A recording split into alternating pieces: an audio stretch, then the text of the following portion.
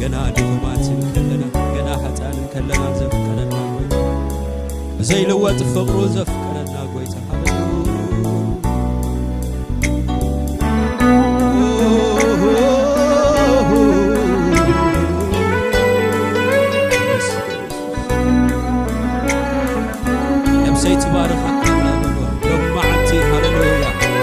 بهوت كنبر هوت زحف كان ينسحي خاطيت عتمس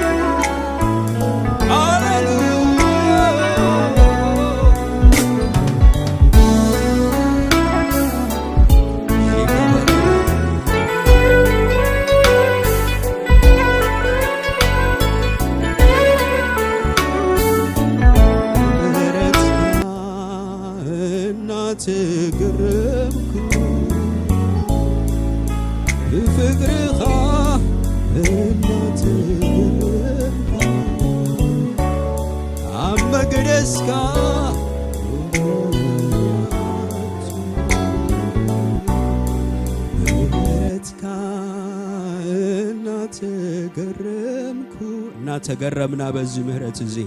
እና ተደነቅና በፍቅር ጎይታ ሃሌሉያ አመግደስካ ሎምውንአቱ በምህረትካ እና ተገረምኩ በፍቅርኻ እና ተገረምኩ አመግደስካ አመግደስካ ሎምውንአቱ ክባር ሆነ ስምካ በምህረትካ እና ተገረምኩ ወጎይታይ ንገረማለና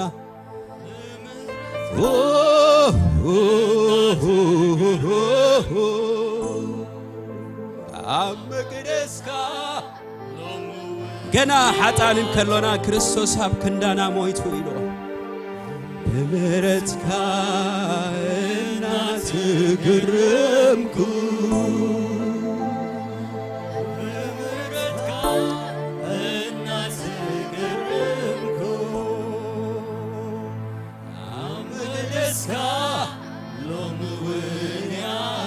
أرى بمهرتك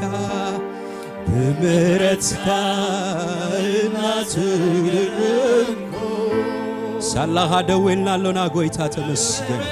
سالها بهيوتا لنا تمسجن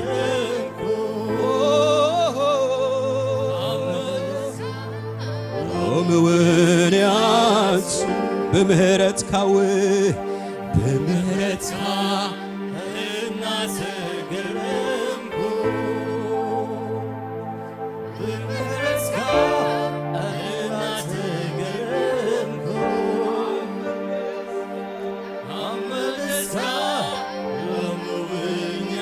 اسمك كعبيو بمهرتك انا تقربك اوه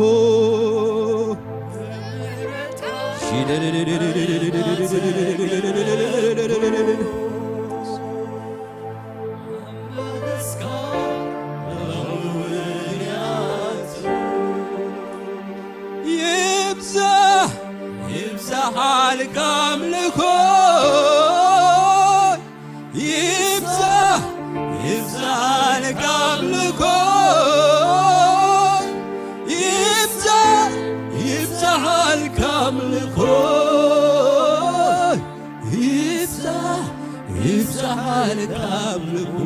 ስለዚህ በምህረትካ እና ተገረምኩ ንገረማለና በምህረትካ ጎይታ ንገረማለና በፍቅርካ ጎይታ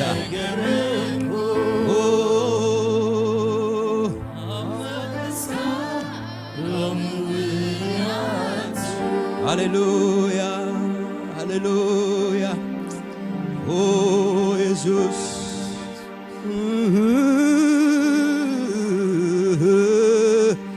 እና ተደነቅና እስኪ በምህረቱ ንባርኮ ሃሌሉያ በህይወት ምንባረይ ካባሃ ይበሉ ሃሌሉያ አብዚ ዝበጽሐኩ በምህረትካ ተጤሬ ሃሌሉያ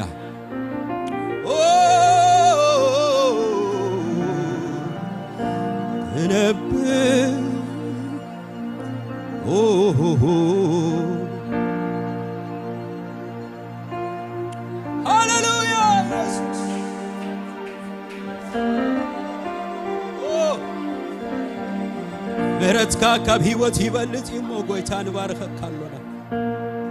ታናኻ ዝፈለጥናላ መዓልቲ ታ ህይወት ዝረኸብናላ መዓልቲ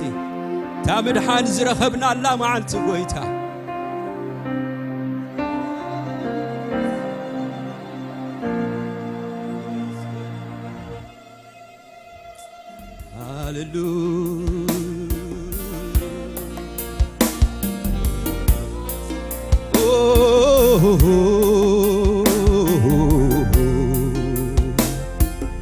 Hallelujah.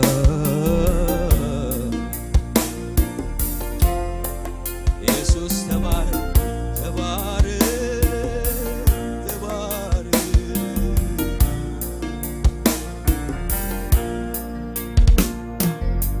أنا أخاذ فلت كل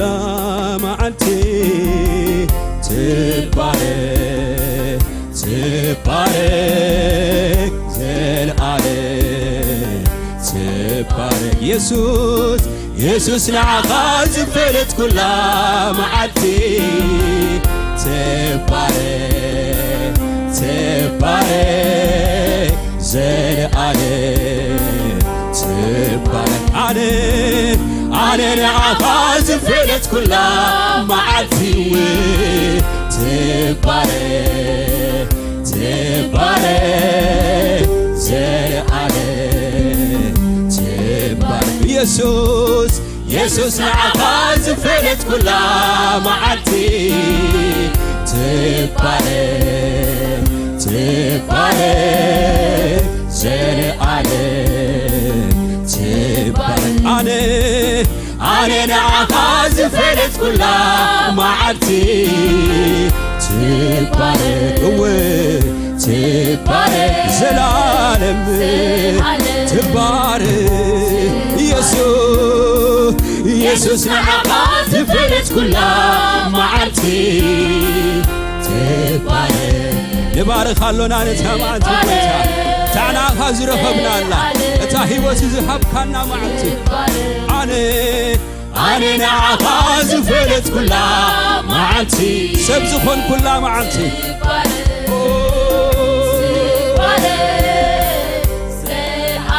آمين يسوس يسوس نعخاذ فلت كل معتي تبارك تبارك زلعلك تبارك أنا نعخاذ فلت كل معتي تبارك السيد تبارك زلعلك يسوس يسوس نعخاذ فلت كل معتي تبارك السيد تبارك زلعلك ممنسي ممنسي تباركاي ممنسي تباركاي ممنسي تباركاي ممنسي تباركاي أنا أخاذ فلت كل معتي تكون برتي أنا أخاذ فلت كل معتي تكون دقاقيمي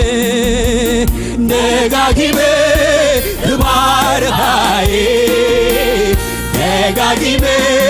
تباركاي دقاقيمي تباركاي دقاقيمي تباركاي أنا أخاذ فلت كل معتي تكون برتي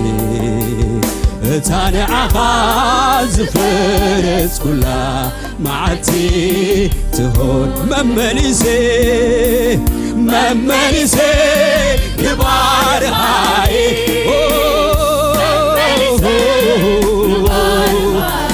ممنسي تباركاي ممنسي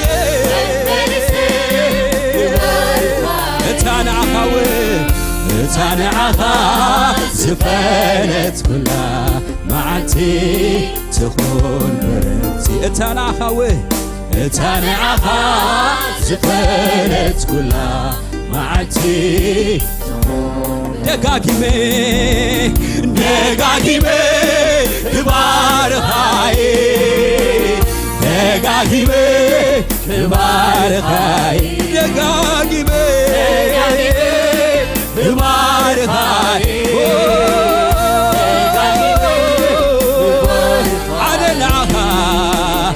ኣነ ንዓኻ ዝፈረት ኩላ መዓልቲ ትኹን ምሕረቲ ኣነ ንዓኻ ዝፈረት ኩላ ሃሌሉያ ሃሌሉያ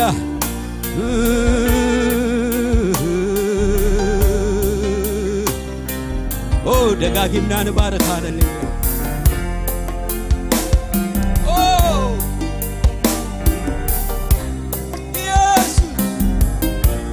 ዘይባኻ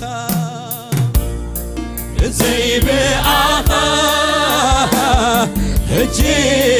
ኣበይ መሓለኹ ኣይርስዖኒ ካበይ ከምዚ ተሳክሩ ሰብ ጌርካኒ ህሉፍ ታሪከይ ለውጥካ ይገርመኒሎ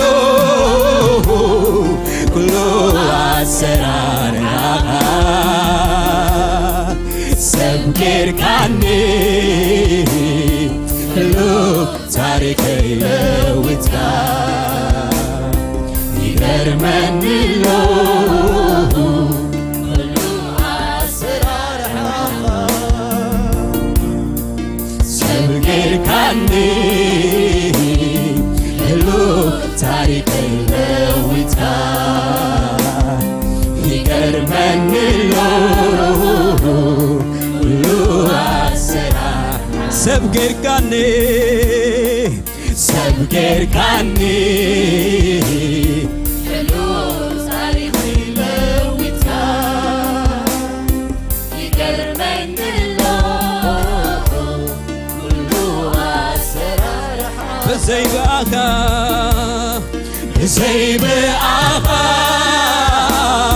ሕጂ ኣበይ መሓለኹ ኣይርስዖኒ ካበይ ከምዚ ተሳክሩ ሰብ ጌርካኒ ህሉፍ ታሪከይ ለውጥካ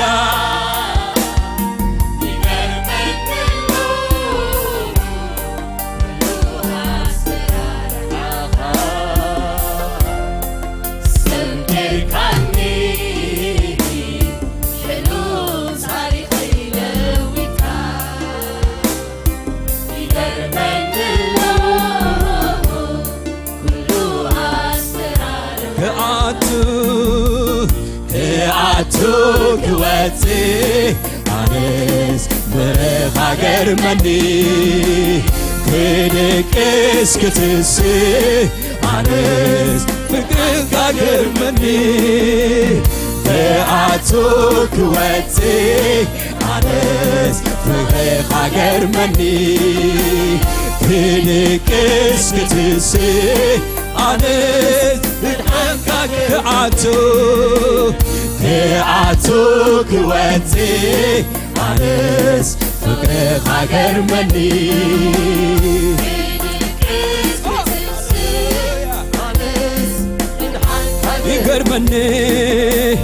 ይገርመኒ ኣነስ ይገርመኒ ፍቅርኻ ንዓይ ገሪሙኒ ይገርመኒ ኣነስ ይገርመኒ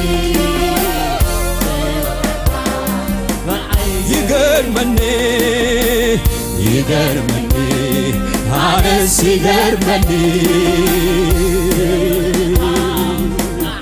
ይገርመኒ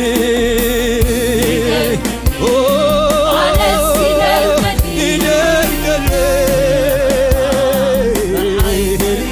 ይደንቀኒ ይደንቀኒ አነስ ይደንቀኒ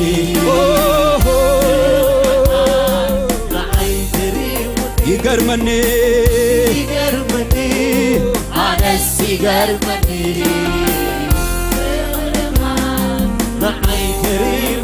ሃሌሉያ ሃሌሉያ ሃሌሉያ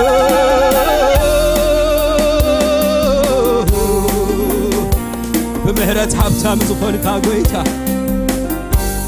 ገና ኃጢአን ከሎና ዘፍቀርካና ጎይታ ዘገርም ምህረት አሎካ ጎይታ ዘይውዳ ፍቅር ሎካ ኢየሱስ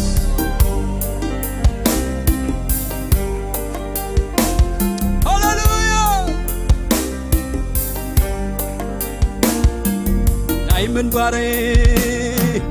ናይምን ባሬ ትርጉም ንስኻይኻ ናብራይቴሞ ፀቢቁለይ ሰላማ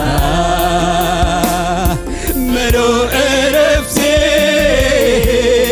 ፍጹም ናይ ሕይወት ሰላም ካባኻዮ ስምካ ይክበር ዘላለም ምሉእ ዕረፍቴ ፍጹም ናይ ሕይወት ሰላም ካባኻዮ ስምካ ይክበር ዘላለም ምሉእ ዕረፍቴ ኦ ሃሌሉያ ሕይወት ሰላም ካባኻዮ ስምካ ይክበር ናይ ምንባረ ትርጉም ንስኻይኻ ናብራይቴሞ ፀቢቁለይ ሰላማ ምሉእ ዕረፍቴ ፍጹም ናይ ሕይወት ሰላም ካባኻዮ ስምካ ይክበር ዘላለም ምሉእ ዕረፍቴ ፍጹም ናይ ሕይወት ሰላም ካባኻዮ ስምካ ይክበር ዘላለም ምሉእ ዕረፍቴ ፍጹም ናይ ሕይወት ሰላም ካባኻዮ ስምካ ይክበር ዘላለም ምሉእ ዕረፍቴ ፍጹም ናይ ሕይወት ሰላም ካባኻዮ ስምካ ይክበር ከአቶ ክወፅእ ኣነስ ፍቅርኻ ገርመኒ ክድቅስ ክትስእ ኣነስ ምድሓንካ ገርመኒ ክኣቱ ክወፅእ ኣነስ ፍቅርኻ ገርመኒ ክድቅስ ክትስእ ኣነስ ክኣቱ ክወፅእ ሃሌሉያ ይገርመኒ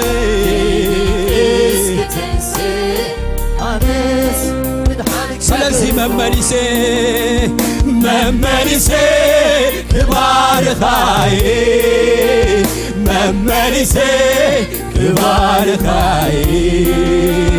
መመሊሴ ክባርኻየ መመሊሴ ክባርኻየ ኣነ ንዓኻ ዝፈለጥ ኩላ መዓልቲ ትኾን ኣነ ንዓኻ ዝፈለጥ ኩላ መዓልቲ ትኾን መመሊሴ ክባርኻይ መመሊሴ ክባርኻይ መመሊሴ ክባርኻይ መመሊሴ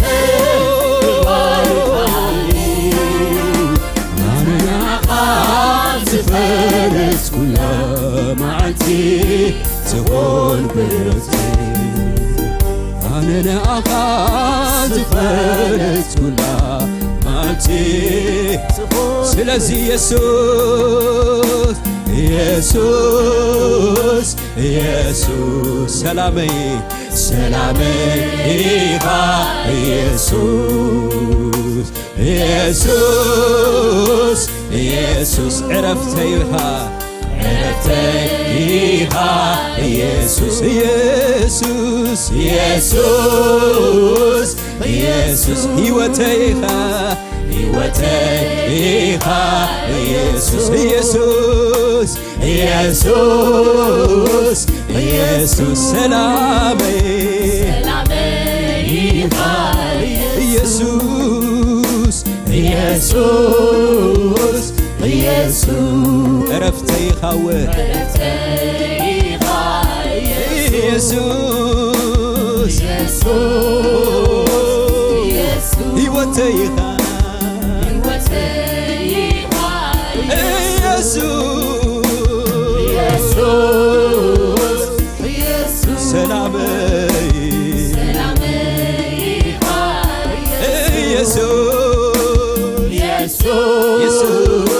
ኢየሱስ ሃሌሉያ ኢየሱስ ኢየሱስ ኢየሱስ ዕረፍተይኻ ዕረፍተይኻ ኢየሱስ ኢየሱስ ኢየሱስ ሕይወተይ ሕይወተይኻ ኢየሱስ ኢየሱስ ኢየሱስ ሰላመይ ሰላመይ ባዓኻ ሰላም ረኺብና ኢየሱስ ኢየሱስ ኢየሱስ ሕይወተይ ሕይወተይኻ ኢየሱስ ኢየሱስ ኢየሱስ በረከተይ በረከተይኻ ኢየሱስ ኢየሱስ ኢየሱስ እዚ ፈቃሪ ዝኾነ ብሩህ ጎይታ ብምሕረት ሃብታም ዝኾነ ሃሌሉያ ሃሌሉያ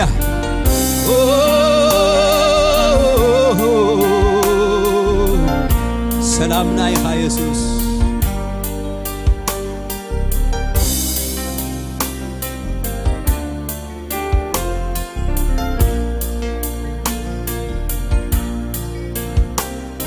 ሃሌሉያ ንባርከካ አልሆና ኢየሱስ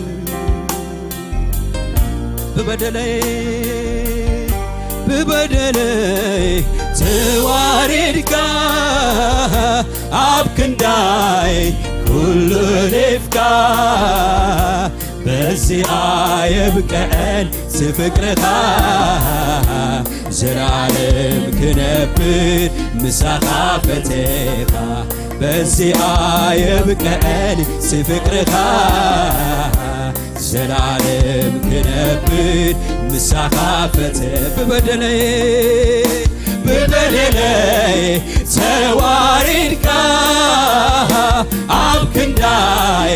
ኩሉ ኔፍካ በዚኣ የብቅዐን ዝፍቅርኻ ዘላለም ክነብር ምሳኻ ፈቴኻ በዚኣ የብቅዐን ዝፍቅርኻ ዘላለም ክነብር ምሳኻ ወሲነ ክነብር ምሳኻ ወሲነ ክነብር ምሳኻ ወሲነ ክነብር ምሳኻ ፈቴለሁ ክነብር ምሳኻ ፈቴለሁ ክነብር ምሳኻ ፈቴለሁ ክነብር ወሲነ ወሲነ ክነብር ምሳኻ ወሲነ ክነብር ምሳኻ ወሲነ ክነብር ወሲነ ወሲነ ክነብር ምሳኻ ወሲነ ክነብር ምሳኻ ወሲነ ክነብር ፈትየለኹ ፈትየለኹ ክነብር ምሳኻ ፈትየለኹ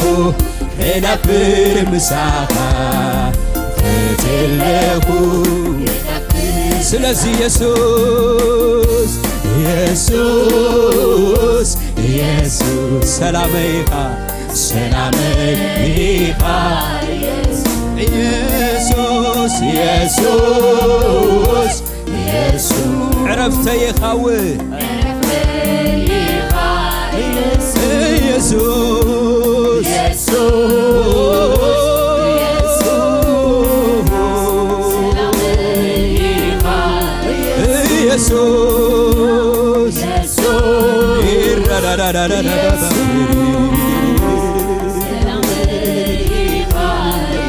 ኢየሱስ ኢየሱስ ኢየሱስ ሕይወተይኻ አሜን አሜን ሃሌሉያ እልልታ ጭብጨባ ነሱ ጐይታ እዚህ ሃሌሉያ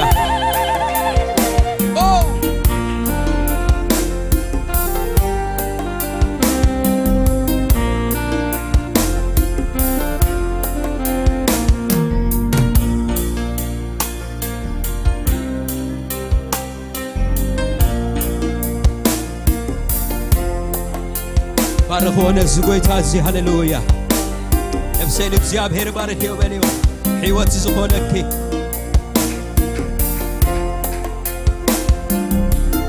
ከም ግብረይ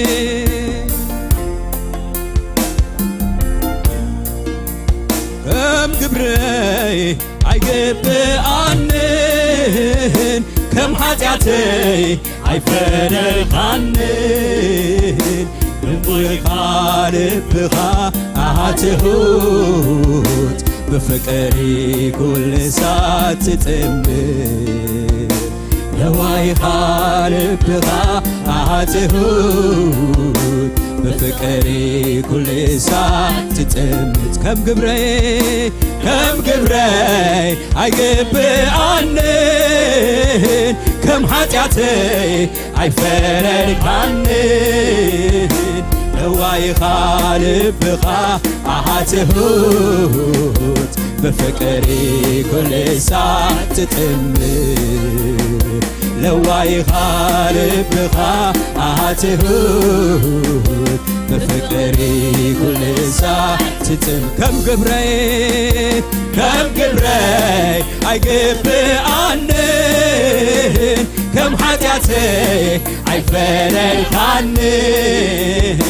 ለዋይኻ ልብኻ አትሁት በፍቅሪ ኩል ሰዓት ትጥምር ለዋይኻ ልብኻ አትሁት በፍቅሪ ኩል ሰዓት ትጥምር ወሲነ ክነብር ምሳኻ ወሲነ ክነብር ምሳኻ ወሲነ ክነብር ወሲነ ክነብር ምሳኻ ወሲነ ክነብር ምሳኻ ወሲነ ፍታወዩ ክነብር ምሳኻ ፍታወዩ ክነብር ምሳኻ ፍታወዩ ወሲነ ክነብር ምሳኻ ወሲነ ክነብር ምሳኻ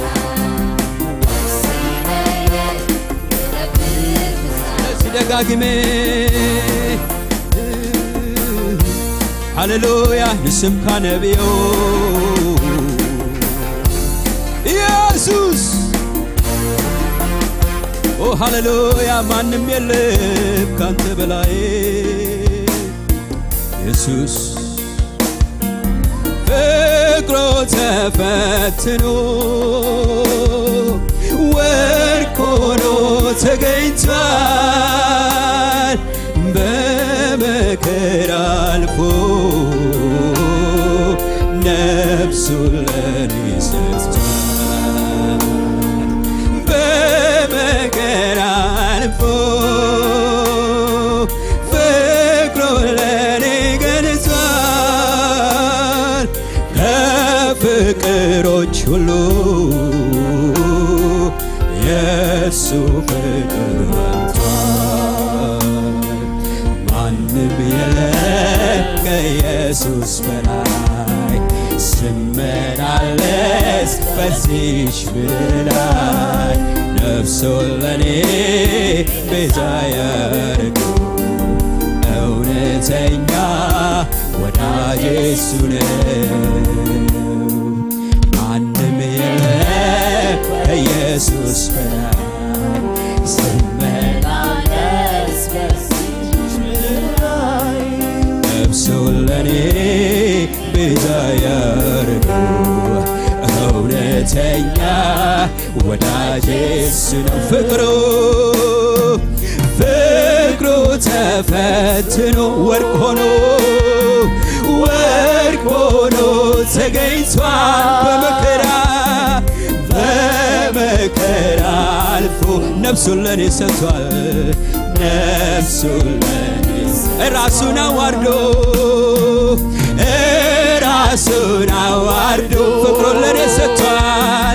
ፍቅሩን ለኔ ሰጥቷል ከፍቅሮችን በላይ የሱ ፍቅሩ ተፈትኖ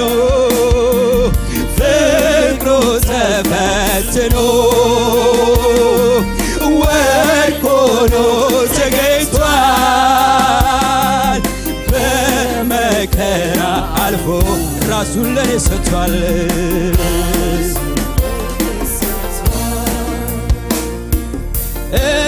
ራሱን አዋርዶ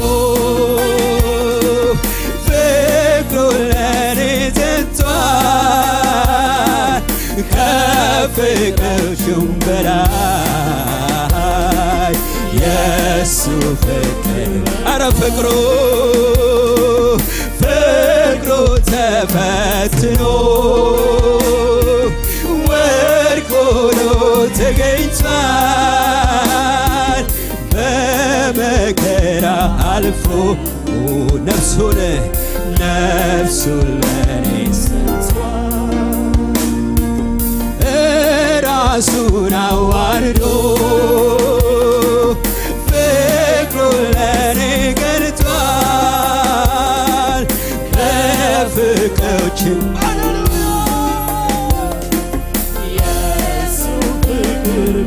ስለዚህ ማንም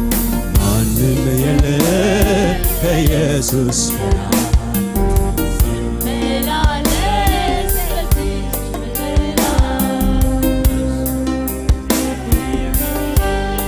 ቤዛ ያደረገው እውነተኛ ወዳጄ ማንም የለም ከኢየሱስ ስመላለስ በዚች ምድር ላይ ነፍሱን ለኔ ቤዛ ያደረገው እውነተኛ ወዳጄ ማንም የለም ከኢየሱስ በላይ ስመላለስ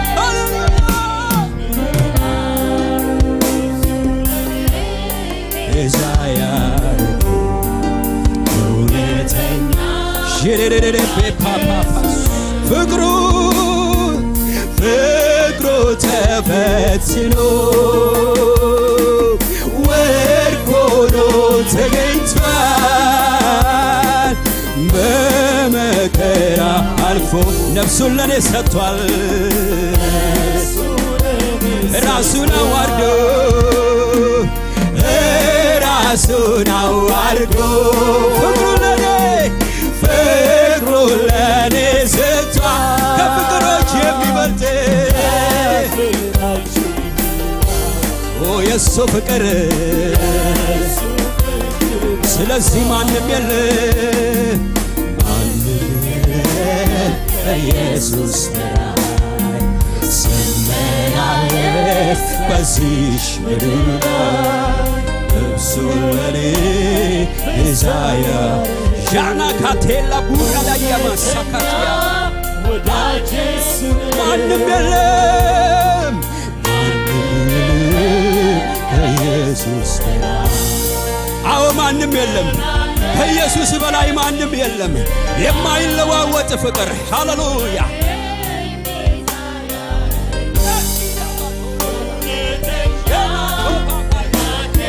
ማንም የለም ከኢየሱስ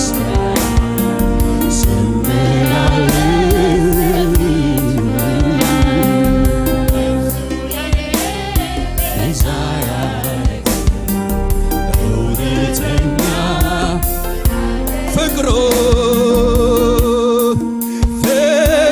ተፈትኖ ወርቅ ሆኖ ተገኝቷል በመከራ አልፎ ነፍሱን ለኔ ሰጥቷል ራሱን አዋርዶ ኢየሱስዬ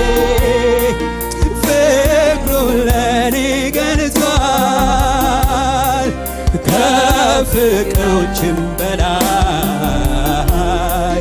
የሱ ፍቅር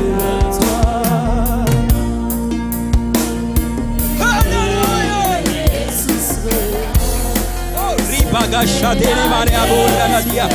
ሂና ማጋዶር ሬኔ ቦሪያና ማውሸኒና ባባባ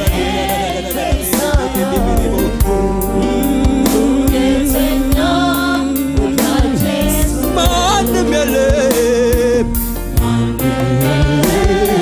ኢየሱስ ስመላለስ በዚህች ምድር ነፍሱን ለኔ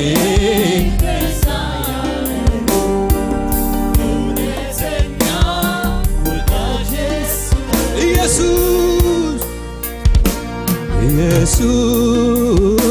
ኢየሱስ ሰላም ኢኻ ኢየሱስ ኢየሱስ ዕረፍተ ኢኻ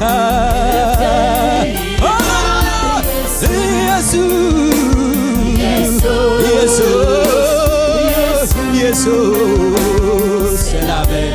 ኢኻ ኢየሱስ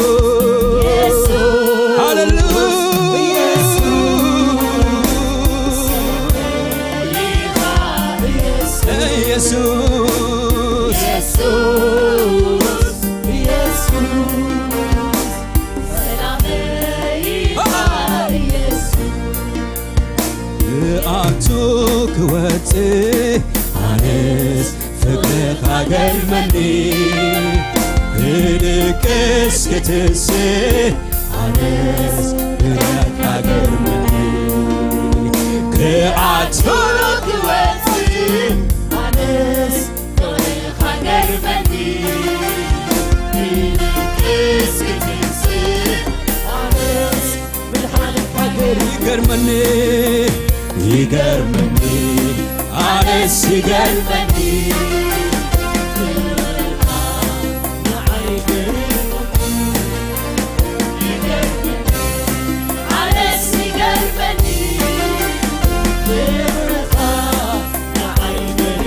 ይገርመኒ ይገርመኒ ኣነስ ይገርመኒ ይገርመኒ ኣነስ ይገርመኒ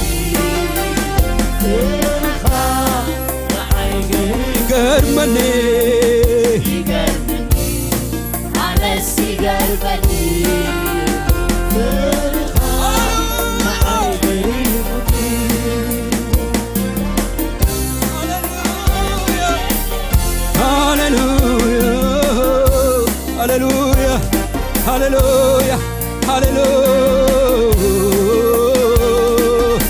ገና ድኹማትን ከሎና ዘፍቀርካና ጎይታ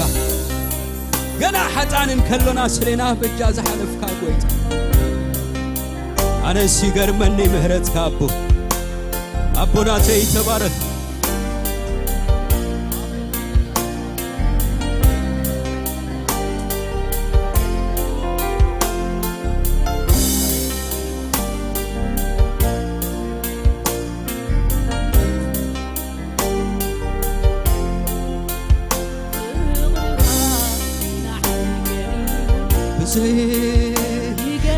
Oh, hallelujah.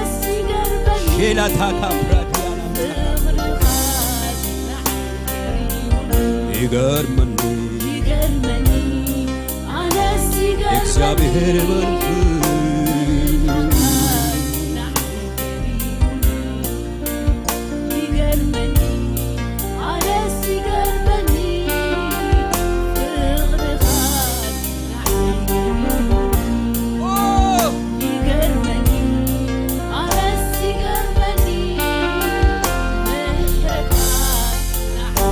بزي بأخا بلو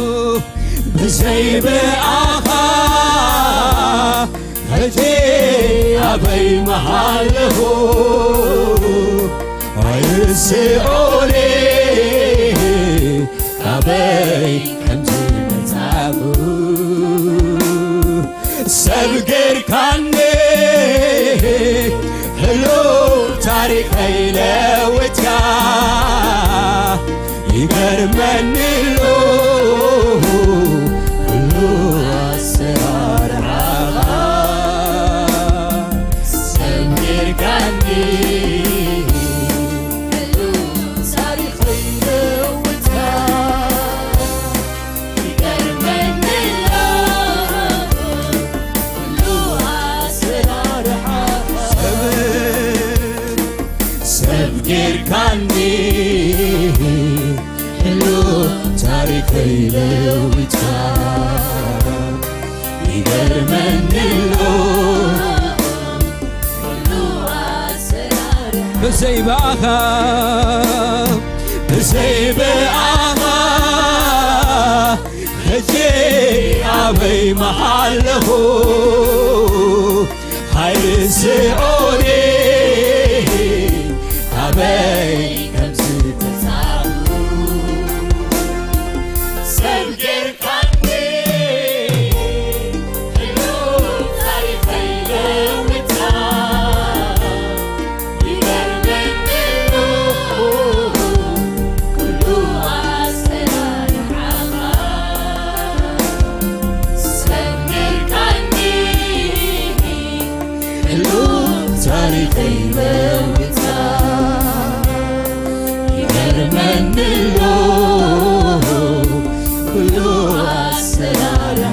سبقر كاني سبقر كاني حلو تاريخ يلوتها يقرمني له كل أسرار عغا سبقر كاني سبقر كاني حلو تاريخ يلوتها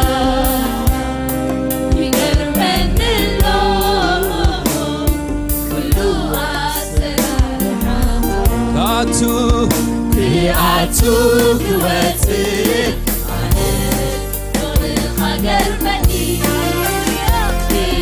كيس كتنسي أنس بالحالك قرمني كياتو قوتي أنس بالحالك قرمني كيس كتنسي أنس بالحالك قرمني قلبي معي قريبني يقربني على قلبي معي قريبني نايمن باري نايمن باري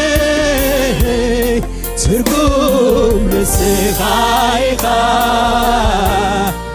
نبرايت إيمو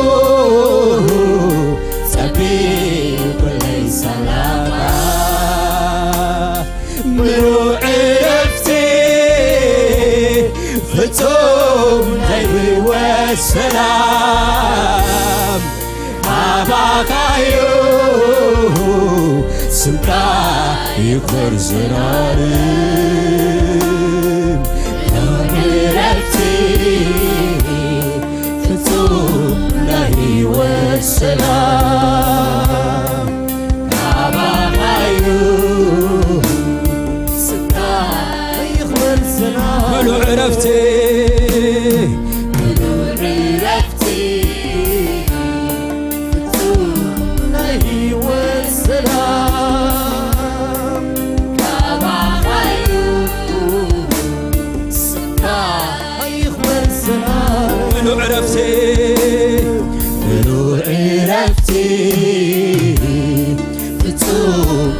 ሕይወት ሰላም ካባሃዩ ስምካ ይክበር ዘላለም ምሉዕ ረፍቴ ምሉዕ ረፍቴ ፍጹም ለሕይወት ሰላም ካባሃዩ ስምካ ይክበር ዘላለም ምሉዕ ረፍቴ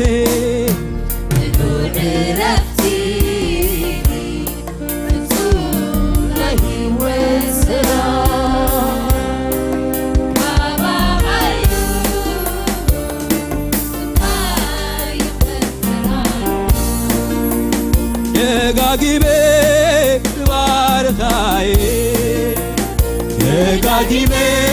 ክባርኻዬ ደጋጊሜ ክባርኻዬ ደጋጊሜ ክባርኻዬ እታ ንዓኻ ዝፈለት ኩላ መዓልቲ ትኾን ፍርቲ እታ ንዓኻ ዝፈለት ኩላ ሼር አካታና ባልያራ ባልሄሬሬሬሬ መመሊሴ መመሊሴ ክባርኻዬ መመሊሴ ክባርኻዬ መመሊሴ ክባርኻዬ መመሊሴ ክባርኻዬ አነ ንዓኻ ዝፈለት ኩላ መዓልቲ ትኾን ፍርቲ አነ ንዓኻ ዝፈለት ኩላ መዓልቲ ትኾን ፍርቲ መመሊሴ ወይ መመሊሴ ክባርኻዬ መመሊሴ ክባርኻዬ መመሊሴ ክባርኻዬ መመሊሴ ክባርኻዬ አነ ንዓኻ ወይ አነ ንዓኻ ዝፈለት ኩላ መዓልቲ ኢየሱስ ንዓኻ ኢየሱስ ንዓኻ ዝፈለት ኩላ አነ ንዓኻ አነ ንዓኻ ዝፈለት ሃሌሉያ ሃሌሉያ ኢየሱስ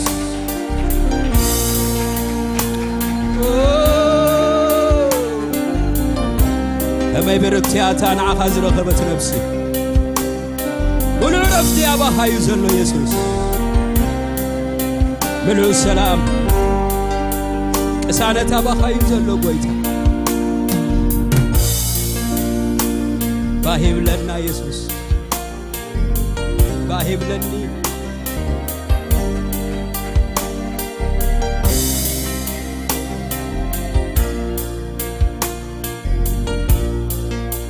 ሃሌሉያ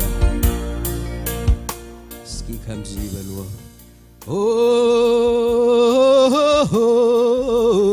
ጐይታዬ ፍቅርኻ ንኣይ እምዛቴ ይኹኒ ከይፈለጥኩኻ ፈሊጥካኒ ከይፈለጥኩኻ ስም ክብረትካኒ ከይፈለጥኩኻ ፈሊጥካኒ ከይፈለጥኩኻ ስም ክብረትካኒ oh, oh, oh, oh. ናይ ፍቅርኻ ንኣይ እምብዛትኢ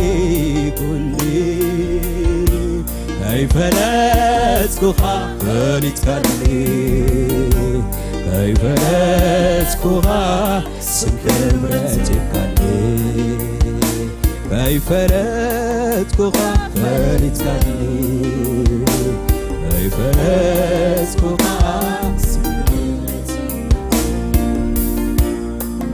ናይ ዘላለም ሕይወት ዝሃበኒ ኃጢአተይ ዘርሐቀ ገድሸን አምላክ ኢየሱስ አለኒ ናይ ዘላለም ሕይወት ዝሃበኒ ኃጢአተይ ዘርሐቀ ገድሸን አምላክ ኢየሱስ አለኒ ናይ ዘላለም ናይ ዘላለም ሕይወት ዝሃበኒ ኃጢአተይ ዘርሐቀ ገድሸን አምላክ ኢየሱስ አለኒ ናይ ዘላለም ሕይወት ዝሃበኒ ኃጢአተይ ዘርሐቀ ገድሸን አምላክ ኢየሱስ አለኒ ናይ ዘላለም ሕይወት ዝሃበኒ ኃጢአተይ ዘርሐቀ ገድሸን አምላክ ኢየሱስ አለኒ ናይ ዘላለም ናይ ዘላለም ሕይወት ዝሃበኒ ኃጢአተይ ዘርሐቀ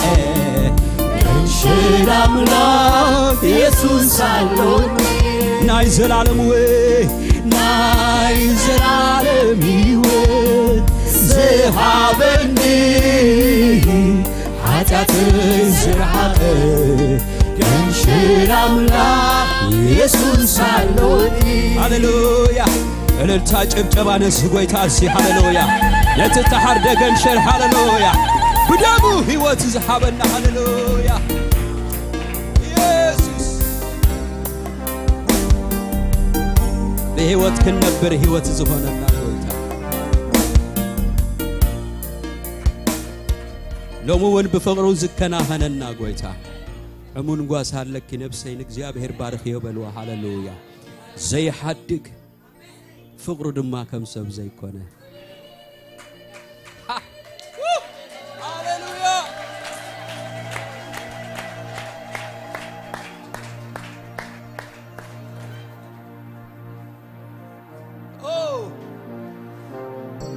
ማካ ፕሮጀክት ዲያላ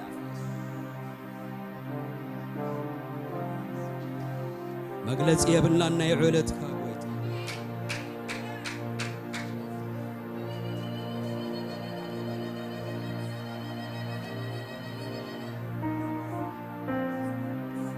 በሕይወት ክነብር ሕይወት ዝኾንካኒ ብለዋት ብጸጋ ዘጸናንኻኒ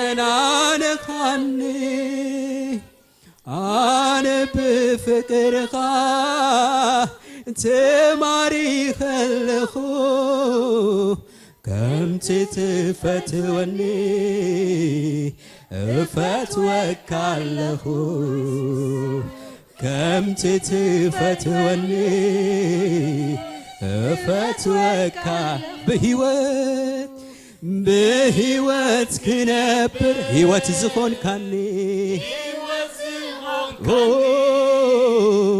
ብለዋት ብጸጋ ዘጸናንኻኒ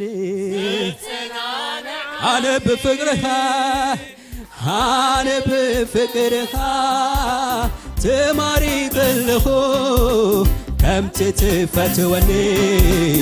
እፈትወካለሁ ከምቲ ትፈትወኒ በሕይወት ክነብር ሕይወት ዝኾንካኒ ብለዋት ብጸጋ ዘጸናንኻኒ አነ بفكرها تماري خلفو كم تتفتوني فتوك له كم تتفتوني فتوك له فتوك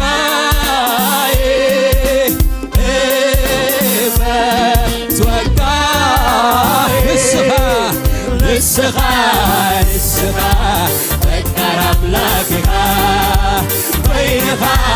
بينها مهرتنا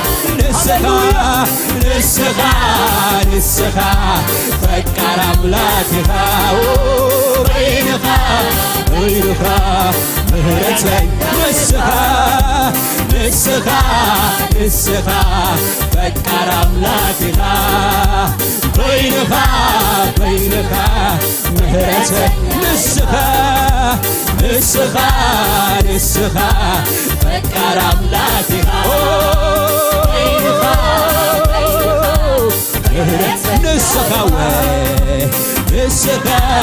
نسخة فكر أملاكها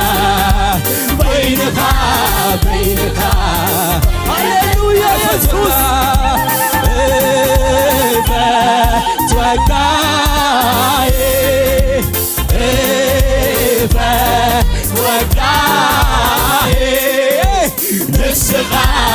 نسخة فكر أملاكها بينها مهرتنا نسخة فكر أملاكها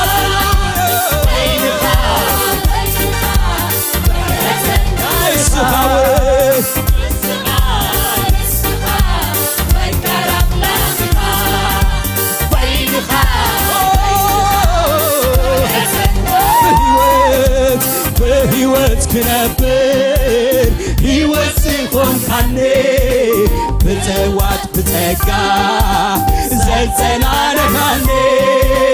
أنا بفكرها تماري خلفو كم تتفتوني بفتوك اللهو كم تتفتوني بفتوك اللهو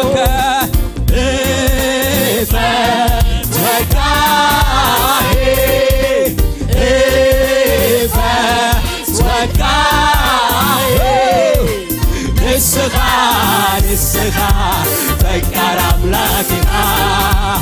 بينها مهرتنا نسخة فكر أملاكها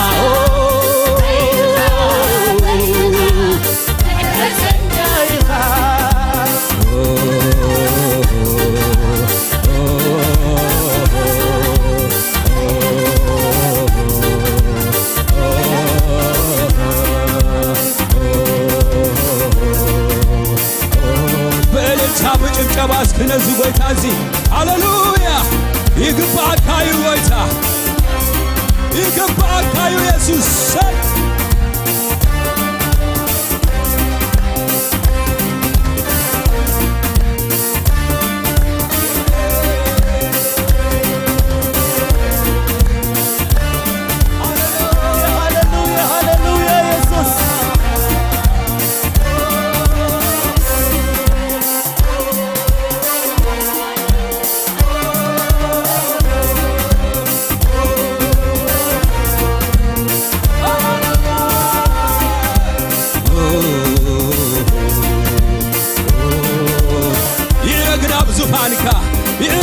ዙፋንካ ጎይታ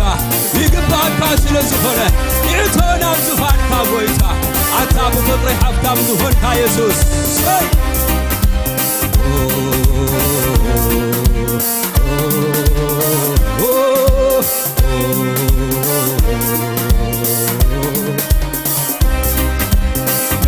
ካንሳንኻን እናንተ አባኔ አቤት ካን ዘለዓለም የንብላኔ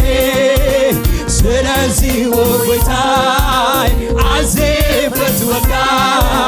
ክትፍቶ ዝግብዓካ ፈቃር አምላኺኻ ክትፍቶ ዝግብኣካ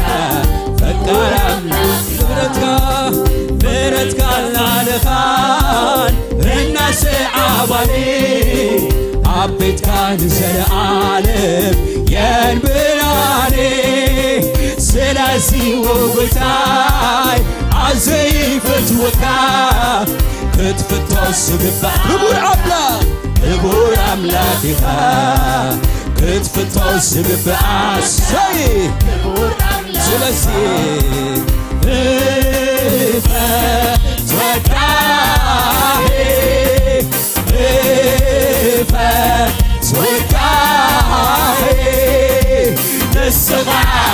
ንስኻ ፈቃር ኣምላኽ ኢኻ በይንኻ ምሕረት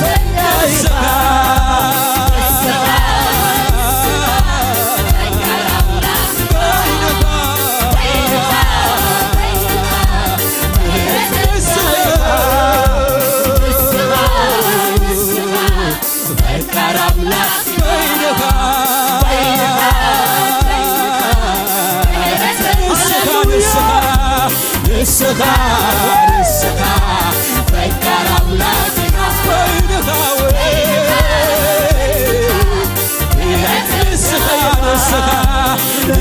በይንኻ ንስኻ ፈቃር ኣምላኽ ኢኻ በይንኻ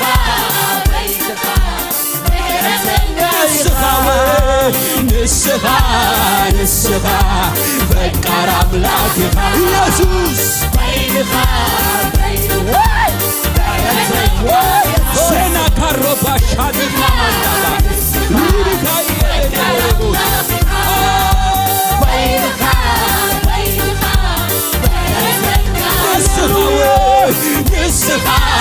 ንስኻ ፈቃር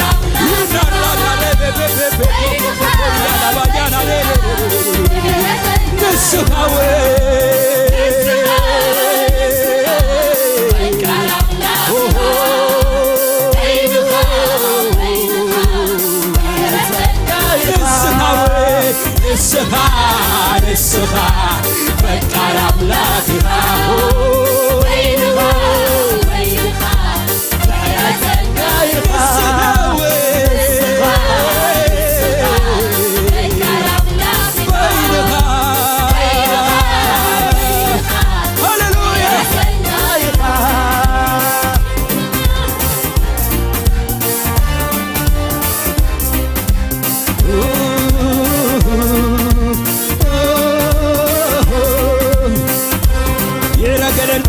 zufanka goita yitona maqdesga nefsina tbarakalla goita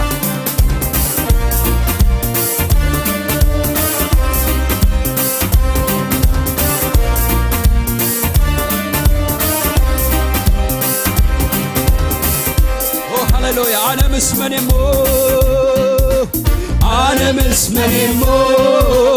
ዘመሳስልካ ንስኻ በይንኻ መዘና ዝብልካ እቲ ናትካ ፍቕሪ ጎይታዬ ፍሉዩ ካብ ወርቅን ብሩር ኣዝዩ ይበልጽዩ ካብ ወርቅን ብሩር ኣዝዩ ዓለምስ መኔሞ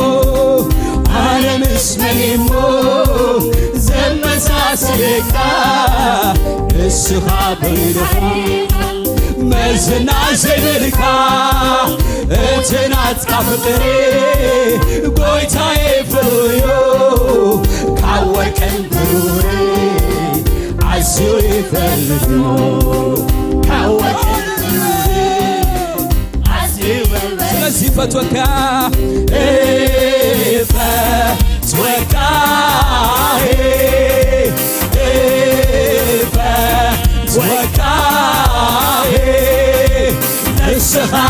ንስኻ ፈቃር ኣምላኽ በይንኻ ምሕረተኛ ኢኻ ንስኻ ፈቃር ኣምላኽ ኢኻ በይንኻ ምሕረተኛ ኢኻ ንስኻ ንስሐ ንስሐ ሃሌሉያ ኢየሱስ ወይንኻ ዓለምስ መሪሞ ዓለምስ መሪሞ ዘመሳስልካ ንስኻ በይንኻ መዝና ዘይብልካ እትናትካ ፍቅሬ ጎይታዬ ፍሩዩ ካወርቅን ብሩር አስዩ በለስዮ ካወርቅን ብሩር አስዩ በለስዮ ካወርቅን ብሩር ዓለምስ መኔሞ ዓለምስ መኔሞ ዘመሳስልካ መዝና ዘይብልካ እትናትካ ፍቅሬ ጎይታዬ ፍሩዩ ካወርቅን ብሩር አስዩ በለስዮ ካወርቅን ብሩር ሃሌሉያ አስዩ በለስዮ ስለዚህ ፈትወካ ፈትወካ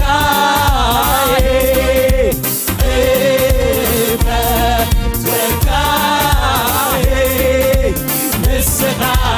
ንስኻ ፈቃር አምላክኻ ወይንኻ ንስኻ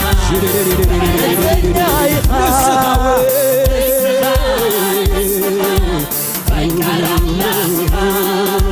ወይንኻ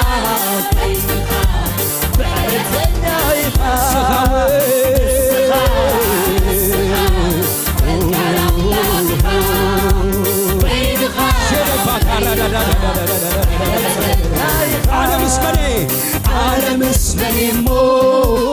ዘመሳስልካ ንስኻ በይንኻ ኢኻ መዝና ዘይብልካ እትናትካ ፍቅሬ ጎይታዬ ፍሩዩ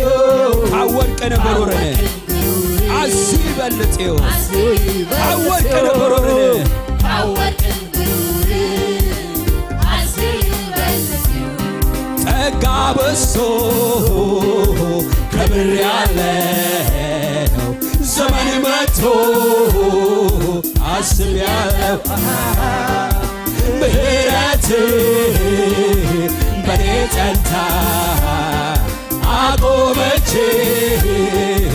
ክበር ጌታ ክበር ጌታ ክበር ጌታ ክበር ጌታ አሜን አሜን ክበር ጌታ ክበር ክበር ክበር ጌታ ክበር ጌታ ክበር ክበር ክበር ጌታ ሃሌሉያ ክበር ጌታ ጸጋ በዝቶ ከብሬአለሁ ዘመን መጥቶ አስቤአለሁ ምሕረት በኔ ጸንታ አቆመችኝ ክበር ጌታ ክበር ጌታ ክበር ጌታ ክበር ጌታ ሃሌሉያ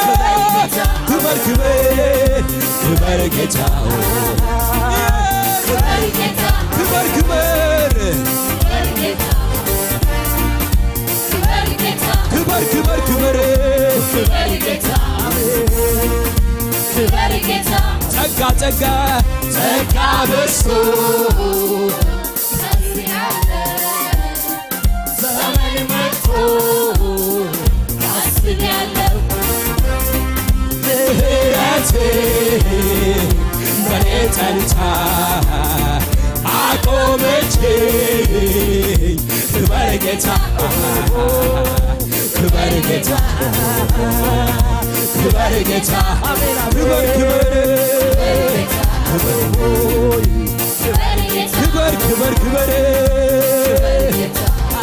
ኢየሱስ ክበር ክበር እንዴት እንዴት እንዴት ይረሳል ያደረክልኝ በቀራንዮ የከፈልክልኝ ፍቅር በሕይወቴ ዛሬ ትኩስ ነው ግን ቃል አጠረኝ እንዳልተርከው እንዴት ይረሳል ያደረግልኝ በቀራንዮ የከፈልክልኝ የበላበት ላይ ዛሬ ትኩስ ነው ግን ቃል አጠረኝ እንዳልተርከው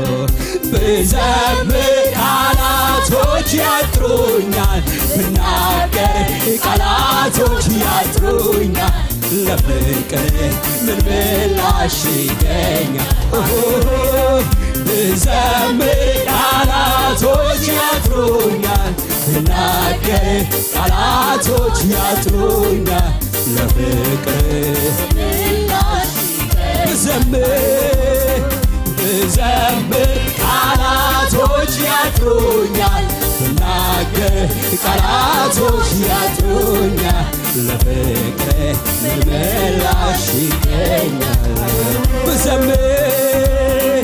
ብዘምር ቃላቶች ያጥሩኛል ብናገር ቃላቶች ያጥሩኛል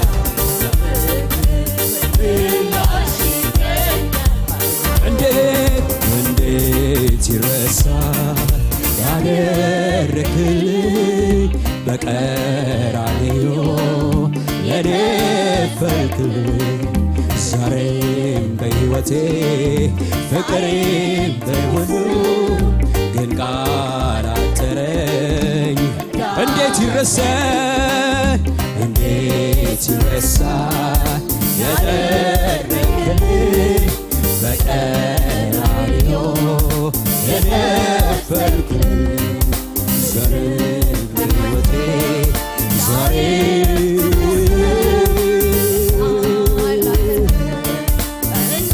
ስለዚህ ይገርማል ያንተ ምሕረት ይገርማል ያንተ ፍቅር ይገርማል ያንተ ሥራ አኑሮኛል ካንተ ጋራ አኑሮኛል ካንተ ጋራ አኑሮኛል ካንተ ጋራ አኑሮኛል ይገርማል ያንተ ሥራ ይገርማል ያንተ ሥራ ይገርማል አኑሮኛል ካንተ ጋራ አኑሮኛል ካንተ ጋራ አኑሮኛል ካንተ ጋራ ይገርማል ያንተ ምሕረት ይገርማል ያንተ ፍቅር ይገርማል ያንተ ሥራ አቁሞኛል ካንተ ጋራ አቁሞኛል ካንተ ጋራ አቁሞኛል ካንተ ጋራ አቁሞኛል ካንተ ጋራ ይገርማል ያንተ ምሕረት ይገርማል ያንተ ሥራ ይገርማል ያንተ ሥራ አቁሞኛል ካንተ ጋራ አቁሞኛል ካንተ ጋራ አቁሞኛል ካንተ ጋራ አቁሞኛል ካንተ ጋራ እንዴት ይረሳል ያደረክልኝ ለኔ ፈልክልኝ ፍቅር በሕይወቴ ዛሬም ትኩስ ነው ግን ቃል አጠረኝ እንዳልተርከው ሃሌሉያ ሃሌሉያ እግዚአብሔር ይባረክ ሃሌሉያ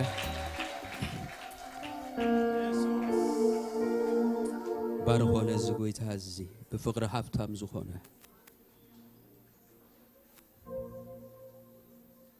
ተመስገን በልዎ ሃሌሉያ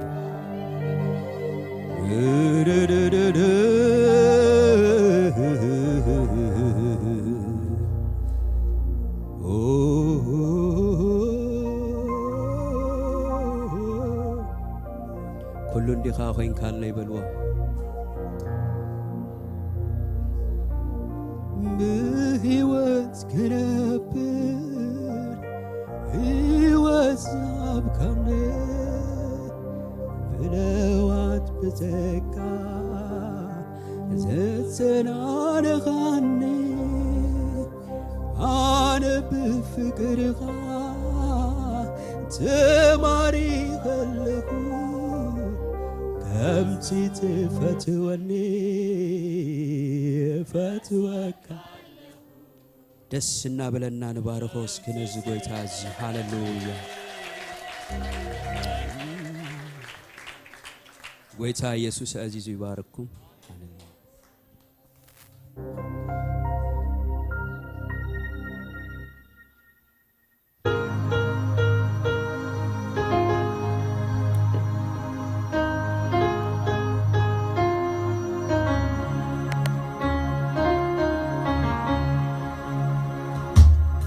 حديركم وعب سلامنا بيت أملاخ مساكم أملاخ مسجن مزمران እግዚአብሔር يبارككم كبرنا أملاخون دقنا ساعات أخيلاتهم ناف كلاس كيدوم علو أبزخو إن أنت تصلنا اللهم أبزيه علو لوخا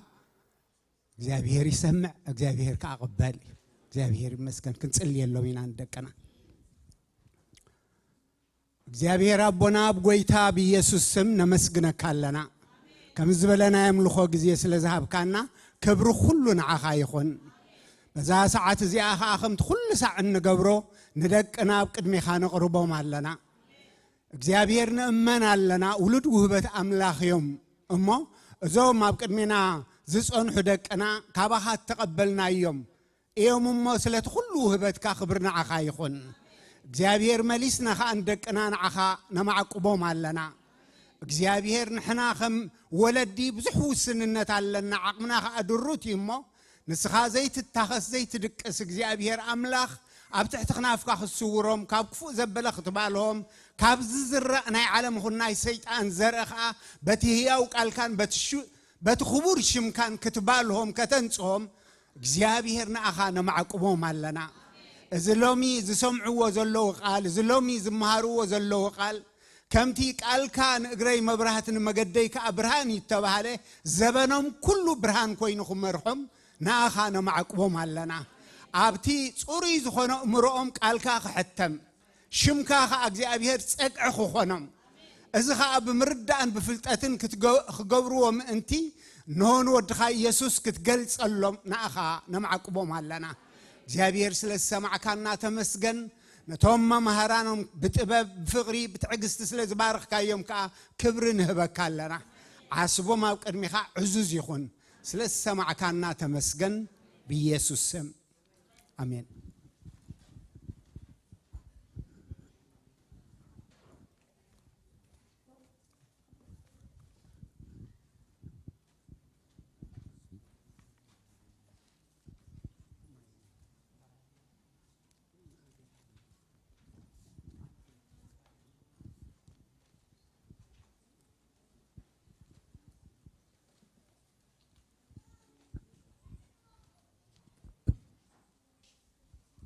ويتا يبارك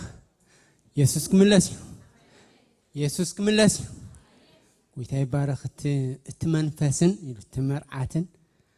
انت تسمع خنتا يبلالو نعاي بلالو እግዚአብሔር ይባረክ ናፍቆ እግዚአብሔር ይባረክ ስለዚህ ጎይታ ማራናታ ንብላለና እግዚአብሔር ይባረክ ሃሌሉያ ምክንያቱ ኣብዚ ምድር እዚ ተስፋ ይብልናን እግዚአብሔር ይባረክ ተስፋና ታሓንቲ እንኮና ጎይታ ኢየሱስ ክርስቶስ ምጻቴ ጎይታ ይባርኩም فقادنياتات نرقينكم بزي أبوتالا قرب نحرن تاشو مخوينكم بليس قولعا زي وططوكم نحرال لكم ناس أبوتا بزال لنا እግዚአብሔር ይባርኩም አይተሰከፉ አህዋትኩም ይና ስድራ ቤቲና እግዚአብሔር ይባረክ ከይተሰከፍና ናጻ ዝኾንና ዘይንወጽ ቆልዑ ደየሸጉርና بس بوتالنا እግዚአብሔር ይባርኩም ስለመባን 20 ክንጽሊና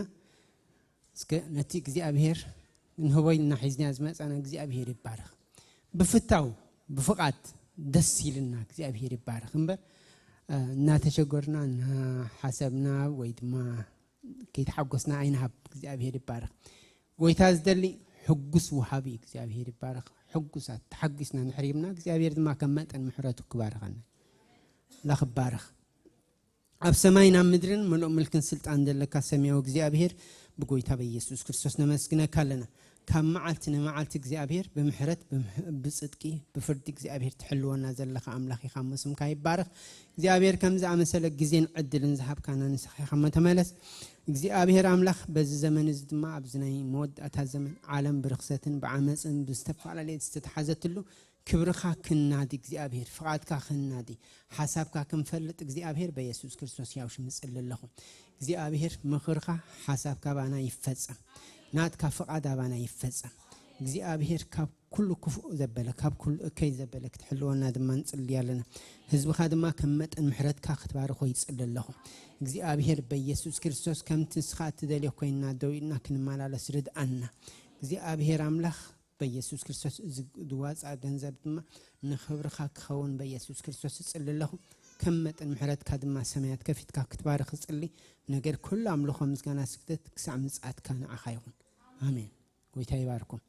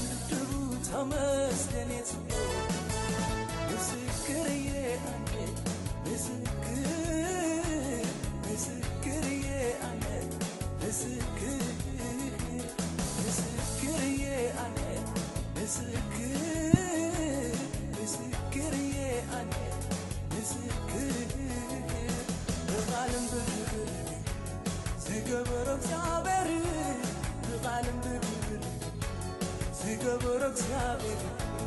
بقلب بكبر زكبرك زابري يقالن بمكر زكبرك زابري حكينا حكينا حكينا أملاقها حكينا حكينا حكينا أملاقها تسرح تسرح تسرح أملاقها دقيمة بشم قويتانا المدحنا يسوع كريستوس سلام بلكم نقعد حان مساءكم نزهيا وأملاخ بحبار كوينا خنا ملخ زيابير زعدل زسل ذهبنا كبر نسومي يكون بحقي مالت يوناس سي عيوخان تايو مستبالسي أبتخال ترجم كنريء خلناس ناتي بحر النقص انزفت أرهيا وجزي أبيهر يملخو إلو أوه مملاخيو عيونا مملاخيو اتين جزي أبيهر وريثان ملسلو بزخانة جن بجزي خاسلنا حتصر كم أو كان حصرو نجدد مالتي እግዚአብሔር ይመስገን እስኪ ከም ትኩሉ ሰዓት ንገብሮ ኣብ ጎንና ንዘሎ እንቋዕ ደሓን መጻእካ ናይ ሕውነትና መግለጺ هو እንቋዕ ደሓን መጻእኪ ገይሾም ዝመጹን ርኢ ኣለኹ እንቋዕ ደሓን መጻእኩም እግዚአብሔር ይመስገን صبوقي سلام غيركا قال እግዚአብሔር ክትሰምዕ ምቕራብ أملاخ مسجن لومي بقال زغلغلنا حونا ابراهامي نعدل كهوبه ويلكم ابرش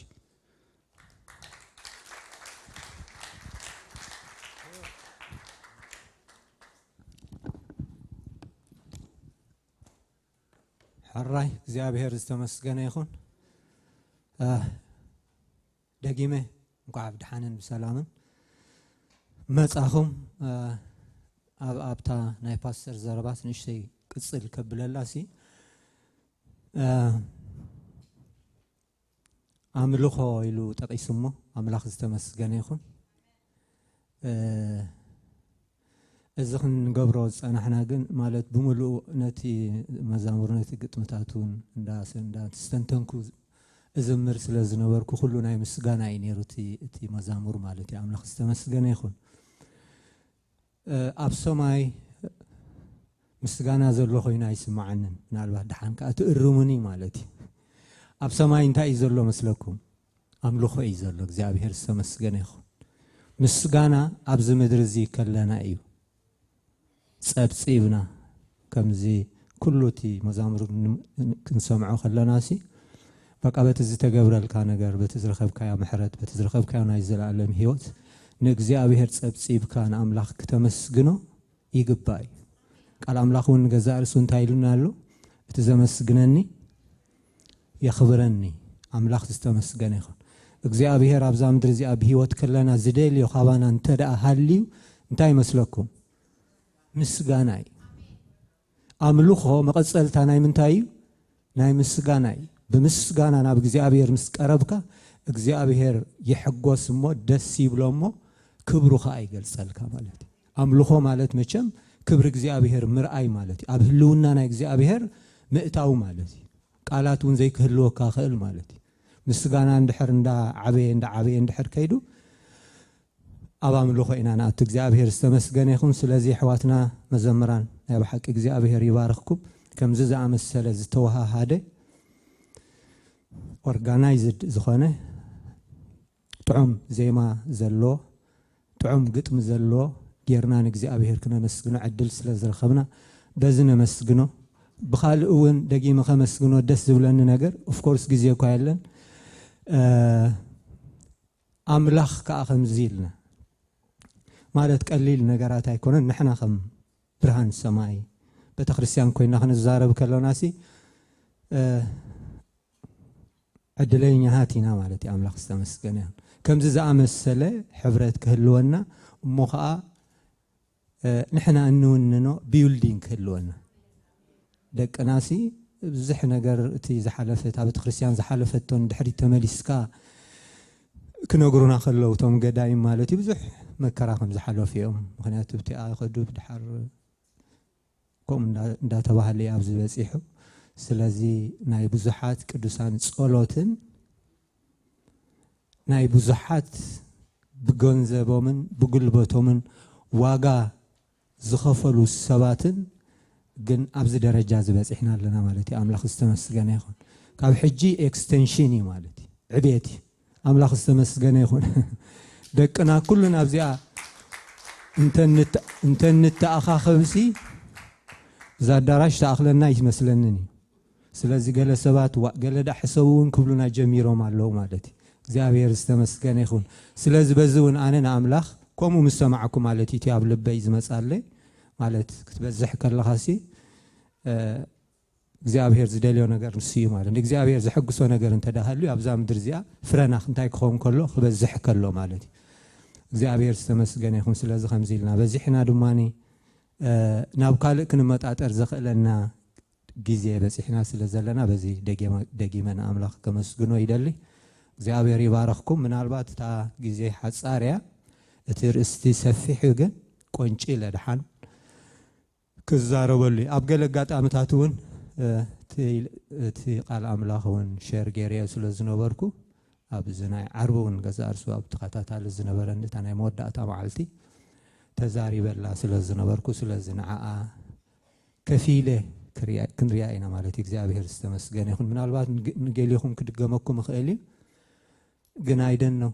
ምናልባት መልእኽቲ እውን ክኸውን ይኽእል ኣነ ከም ቃል ኣምላኽ ኢለ ሒዘ ከም መልእኽቲ ኢለ ይኩንኩን ሒዘ መፅእ ቃል ኣምላኽ መቸም ካብዚ ቃል ዝዓቢ መልእኽቲ ኣሎ ዲ የለን ምሽ ስለዚ ቃል እግዚአብሔር ስለዚ በዚ ክትርድእዎ ደስ ይብለኒ ማለት እዩ ምድግጋሙ ምናልባት ብናይ እግዚአብሔር ሓሳብ ወይ ብናይ መንፈስ እግዚአብሔር መልእኽቱ ክኸውን ስለ ዝኽእል ማለት እግዚአብሔር እዋናዊ ማለት እዩ በመልእኽትስ መልእኽት እንዲ ግን ምስቲ እዋኑ ዝኸይድ ከም ማለት እዩ ኣብዚ ሓንቲ ትምህርቲ ዛዕባ እንታይ ከም ተማሂርና ትዝክሩ ይኹን ማለት እዩ ምናልባት ብዚ ዘሎ ኩነታት ሕጂ ዝተተሓሓዘ ስለ ዝኾነ ተጠንቂቅኩም ክትሰምዑን ኢኹም ማለት እዩ ኣምላኽ ዝተመስገነ ይኹን ሕራይ እንንብቦ ካብ ሮሜ ምዕራፍ 12 እዩ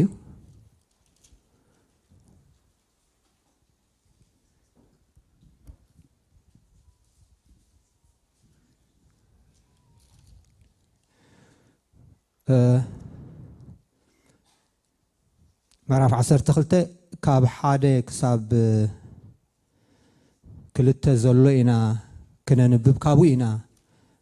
ክንመሃር እግዚአብሔር ዝተመስገነ ይኹን ምናልባት ተርእስቲ ሰፊሕ እዩ ማለት እዩ ኣነ ግን ነይቲ ነታ ኣብ መወዳእታ ዘላ ነንብባ ንዓኣ ከፊለ ንዓኤ ክዛረባላ እግዚአብሔር ዝተመስገነ ይኹን ብስም ኢየሱስ ክርስቶስ ከምብበኤ እምበኣርሲ ሕዋተይ ንስጋኹም ህያውን ቅዱስን ንኣምላኽ ባህ ዘብልን መስዋዕቲ ጌርኩም ክተቕርቦ ብምሕረት ኣምላኽ ምዕደኩም ኣለኹ እዚ ማለት እቲ ናይ ኣእምሮ መንፈሳዊ ኣገልግሎትኩም እዩ እቲ ሰናይን ባህ ዘብልን ሙሉእን ፍቓድ ኣምላኽ እንታይ ምዃኑ ምእንቲ ክትምርምሩስ ብምሕዳስ ሓሳብኩም ተለወጥ እምበር ነዚ ዓለም እዚኣ ኣይትምሰልዋ ክንጽሊ ኢና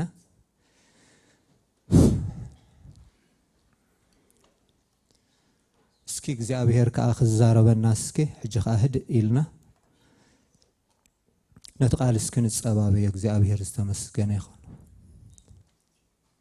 እግዚአብሔር ቃሉ ሂቡና ኣሎ ነቲ ዝሃበና ቃሉ ብመንፈሱ ክገልጸልና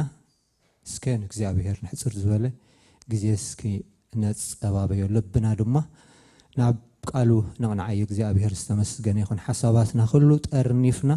ሎሚ ከዓ እግዚአብሔር ብቃሉ ገይሩ ዝዛረበኒ ኣለዎ እንዳበልና እስኪ هدي إلنا نتقال نتصبابيو أملاخ السمسكني እግዚአብሔር ይዛረቢ ሰቃይ ብለኒ አምላኽና በዛ ሰዓት እዚኣ ድማ በጎይታናን በመድኃኒናን በኢየሱስ ክርስቶስ ክብሪ ንህበካለና ምስጋና ንህበካለና ደጋጊምና እግዚአብሔር አምላኽና ስለቲ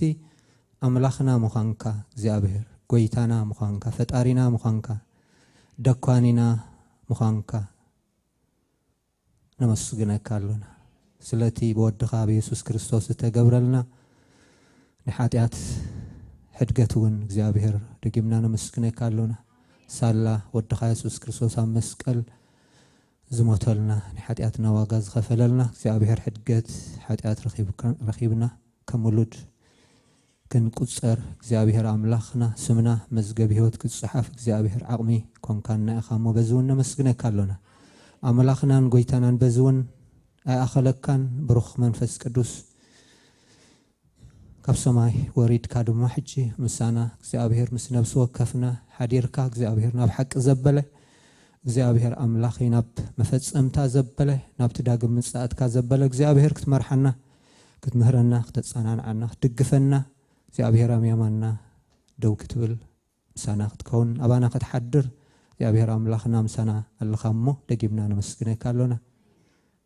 وسنتك سلزبز حالنا حلوخا سلزبز حالنا እግዚአብሔር ናይ ዘማዓልት እዚ ኣሰብ ኮይና እንሆ ኣብዚ ማዕድዚ ኣብዚ ሕብረት እዚ ኣለና ሞ እግዚአብሔር ኣምላኽና ደጊምና ነመስግነካ ጂውን እግዚአብሔር ኣምላኽና ቃልካ ግለጸልና እግዚአብሔር ኩሉ ክብርን ኩሉ ምስጋና ንዓኻ ነብይንኻ ብሽም ኢየሱስ ይኹን ኣሜን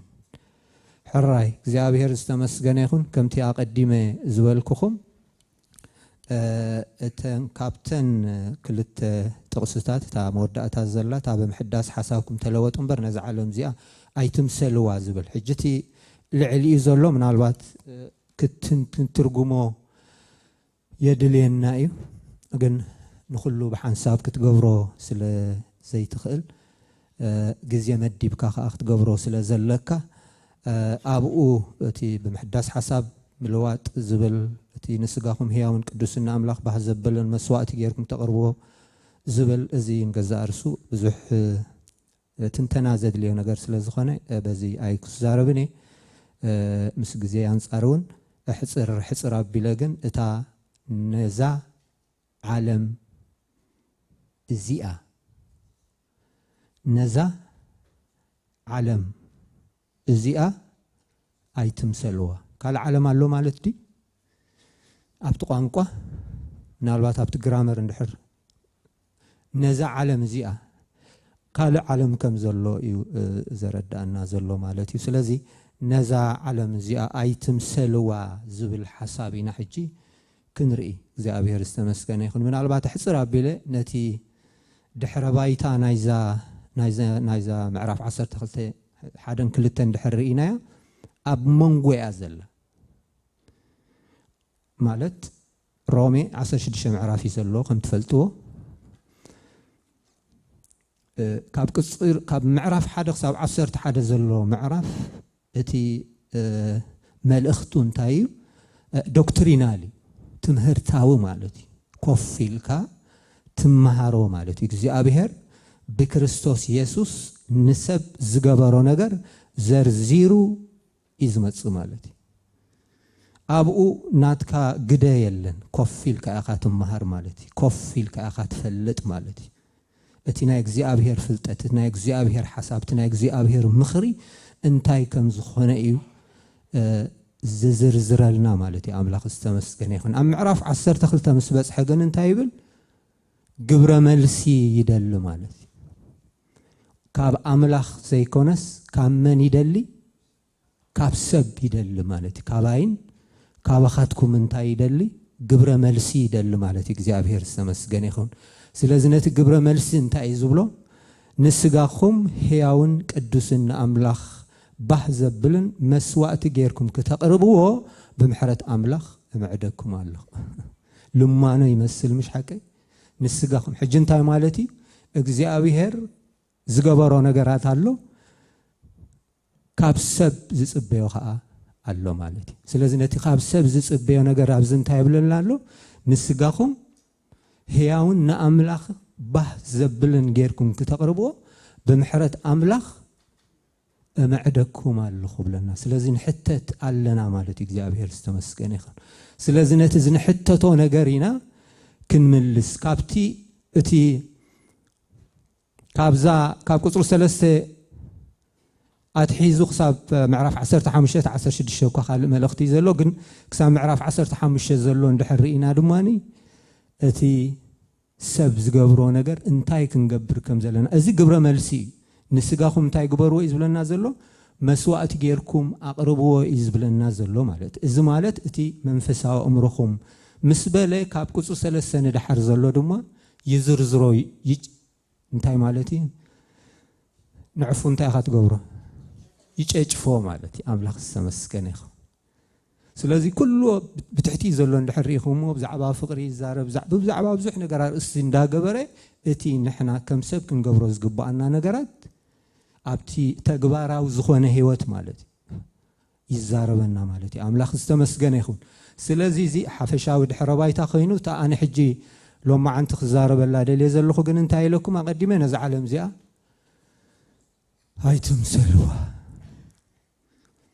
زم حواتنا خنزمر دمصنا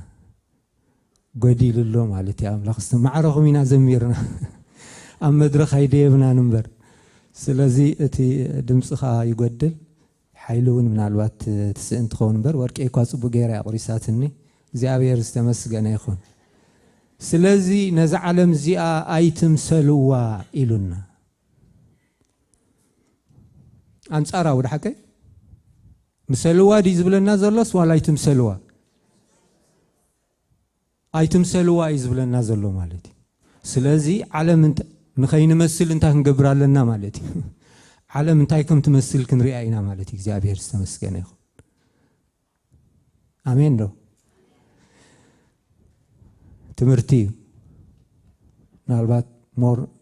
ናትኩም ስምዒት ሓፍሓፍ ዘይከብሎ ይኽእል ሃሌሉያ ዘይከብለኩም ይኽእል ግን أب أمركم أبو نفسكم أم منفسكم زحدر قال سلازخونه بصمونا تخاتاتلون እግዚአብሔር ይመስገን ይሁን ስለዚህ እንታይሉና አለው warning ማለት ኮሽን حقيمش መጠንቀቅታይ ማለት ምልክት ህበናሉ ማለት አብ ቅድሜና እግዚአብሔር ይመስገን ይሁን ስለዚህ نعلم ما يتمثلوا يلونا له سلازن من تاينا نعلم زين مثل علم تاي سلازخونتينا نعلم زين مثل نجر قرب قلطف إلى كريه مالتي أملاخ استمسكني هون تعلم ميل وزلوا حجي أبسلست يو زمكال مالتي اتحدى اتي فترة علم ينفرس مالتي وي إذا كباب مدري مالتي فيزيكال زرقة زيجبت زدهسس كوزموس زبلو بغريك مالتي ازي من الوقت I don't know اتتقص قلتف إلى خبوكم يا أبزي ديسبلاي خوني خلي هاي كلنا هاي فلتكون جن مسجزي أنصار على النفس وكف تقصي أي كم وكس خون من الوقت نتوم تصحفوا يدم أبزي نتدمسون من الوقت كسيلو خالق جزي مديتيت ناقبر خريون الزدلي من الوقت تقصي خزارة ولا أزروايس أنا قلنا تقصي إيش شاي رياني مهنيات بزح سلاز خونة تقصي مالتي قبر هاريات 10 شوعات 24 بزعبازي قداماي علم زبل نجر بزعباتي كزموس إنا نرأز لنا سلازتي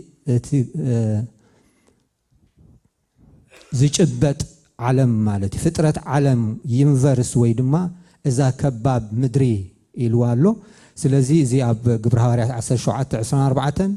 ماتيوس 10 3 كاب 34 كساب 35 وانجيل يوحنس حادي 10 ماركوس 16 15 نرخبه مالتي اتقال دما سواتيوم سب أماني كون خل زي أماني كون خل مالتي نتو ما بعلم زلو سبات زوكل يزي علم قبل كله نتو ما بعلم زلو سبات بحافشة مالتي وانجيل يوحنس معراف حادي قصر 10 وانجيل يوحنس 3:16 نعم زي حجي وانجيل يوحنس 3:16 انت اتول كلنا نفلته مش حكي تم جمرينا سمعنا يا ناي وانجيل قال مالتي املاخ بتحدو زامني كلنا عايز العالم هيوت كركم بر كيتفسين ودو بجاخ ساعه زب ساعه كندزين علم افكر انا علم افكر قبل كل حج من فيزيكال علم يكونن الزارب زلو من مالتي نعلم قبل كله نعنا ندق سبات مالتي أملاخ استمسكن يخون أوانجيل يوحنس 10 9 10 شوعات وانجيل يوحنس 10 شوعات 21 كل تقصتات اندحر فولو كتقبرو نخلخو مبزحتيو اتحسابات كابي استوسدئي كا وانجيل يوحنس استوسدئي سلازي يوحنس يخ ابزعب عالم ببزح منقد تزاري بزلو مالتي سلازي تزدقاقم تقصتات دارقا مبزحتي وي كا وانجيل يوحنس وي كا خا ملእختات ناي يوحنس مالتي املاخ استمسكن يخون سلازي اتخالاي كفال نايتي سب دماني كاب املاخ زرحقون كريستوس زصاررو سبات كلهم بحبار نزياتهم انتاين زبلهم علم كاب املاخ زرحقون كريستوس زصاررو سبات كلهم بحبار كانتا يبلو علم مبلو مالتي زي اب ابراهيم 11:38 او انجيل يوحنس 14:17 او انجيل يوحنس 14:27 او انجيل يوحنس 15:18 نرخبو مالتي سلازي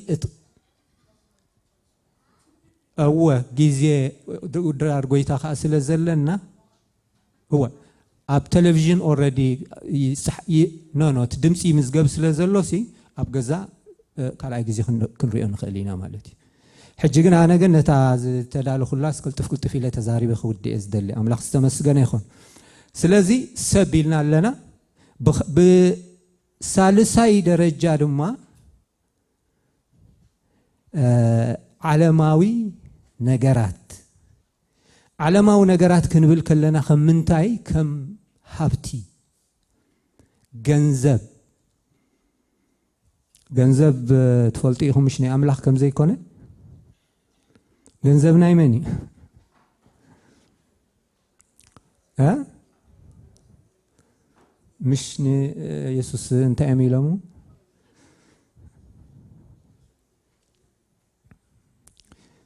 مسر ايوس زناي مني لهم ناي قيصر يلو ناي قيصر نقيصر ناي املاح كا ناي املاح يلو سلازي بيت زي غويتا غبر خمنتا يخفيلو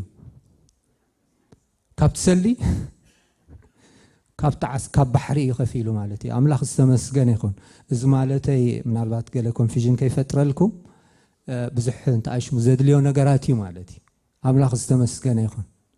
ذاتس واي ገንዘብ معرضي بكل سب زلو كل معرلو ابتا حدا موداتا إيلون ماسك فرق تريليون ونينو تباهيلو الحج بصحوالو تا فرق تريليون مالتي اذا كلها هبتس كم نجر يمسلكم كندي دخاب زعلم زي ادم نايتوم دخاتات ገንዘብ تاكيبيت فرق تريليون كوين زلو مالتي exploit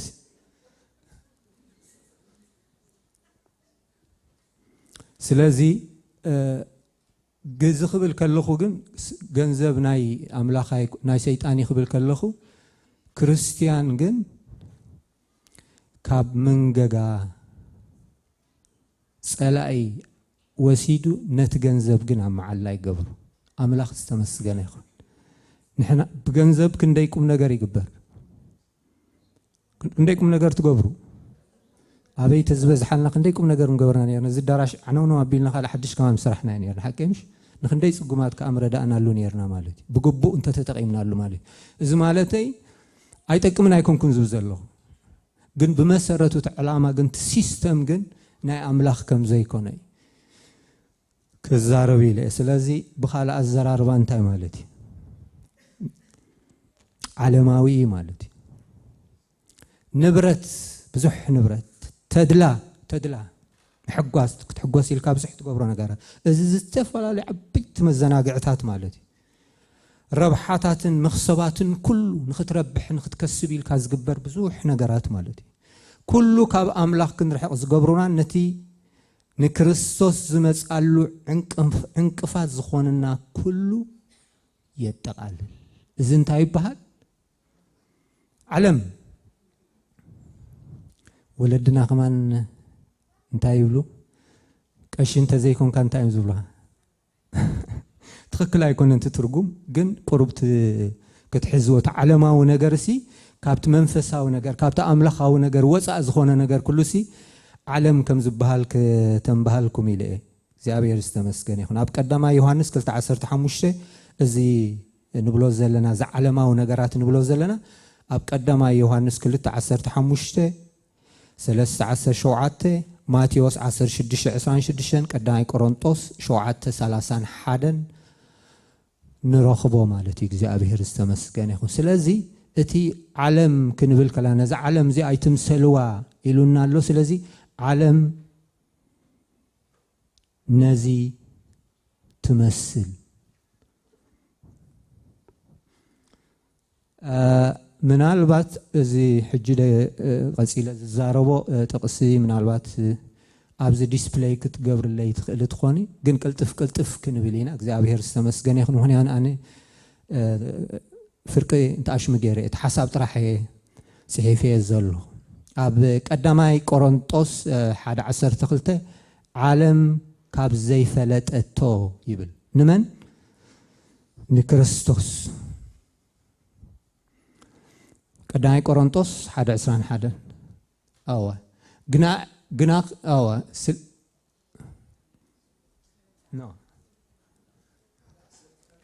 21 ኣዋ ስለዚ ዓለም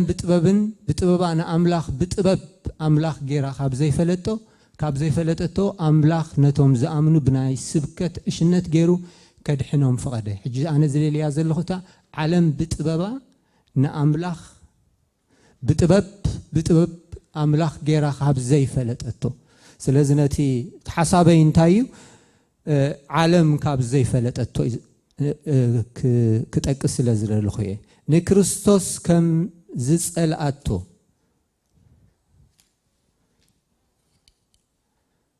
ንክርስቶስ ከም ዝጸልኣቶ ኣብ ቀዳማይ ዮሐንስ ኣብ ወንጌል ዮሐንስ 15:18 ወንጌል ዮሐንስ 15:18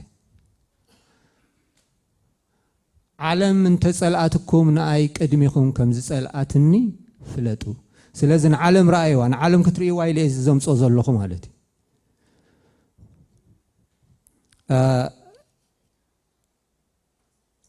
ወንጌል ዮሐንስ 14:17 ድማ ወንጌል ዮሐንስ 14:17 ነቲ መንፈስ ሓቂ ክትቀበሎ ኣይኮነላን ይብለና ብዙን ነቲ መንፈስ ሓቂ ዓለም ዘይትርእዮን ዘይትፈልጦን ስለ ዝኾነት ክትቀበሎ ኣይኮነላን እዩ ንስኻትኩም ግና ምስኻትኩም ይሓድር ኣባኻትኩም እውን ክነብር እሞ ትፈልጥዎ ኢኹም ነቲ መንፈስ ሓቂ ዓለም ዘይትርእዮን ዘይትፈልጦን ስለ ዝኾነ እንደገና ዮሐንስ 7:17 እውን ከምኡ ዓለም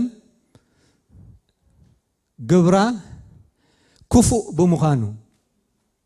ከምኡ ዝብል ኣሎ ዶ ብዚ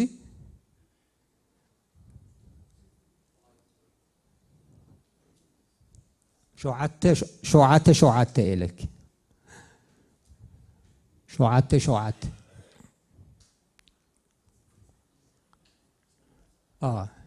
ዓለም ንኣኻትኩም ክትጸልእ ኣይከኣላን እዩ ንኣይ ግና ግብራ ክፉእ ምዃኑ እምስክር እየ እሞ ትጸልኣኒ እያ ዝኽብል ከሎ ኢየሱስ ክርስቶስ ቅድሚ ስቕለትን ቅድሚ ሞቱን ስለ ዝተዛረቦ እዩ ንገዛእ ርእሱን ነቶም ሃዋርያትን ዝፈልዮ ዘሎ እምበር ድሕሪ ትንሳኤ ድሕሪ ሞት ኢየሱስ ክርስቶስ ክርስቲያናት ንጎይታ ምስ ተቐበሉ ግን ልክዕ ከምቲ ንክርስቶስ ዘይትቕበሎ ንዓና እውን ኣይትቕበለናን እያ ኣብቲ እዋንቲ ግን ስለዘይ ንጎይታ ስለ ዘይተቐበሉ ስለ ዝነበሩ ገና ብሞትን ትንሳኤን ድማ ኢየሱስ ክርስቶስ ስለ ዘይተገልጸ ዝነበረ እዩ ንዕኡን ንዓኣቱምን ፈላልዩ ተዛሪብሎም ማለት እዩ ፍቕሪ ንዓለም ንኣምላኽ ጽልኢ ምዃኑ ኣብዚ ከዓ ኣብ ያዕቆብ 4:4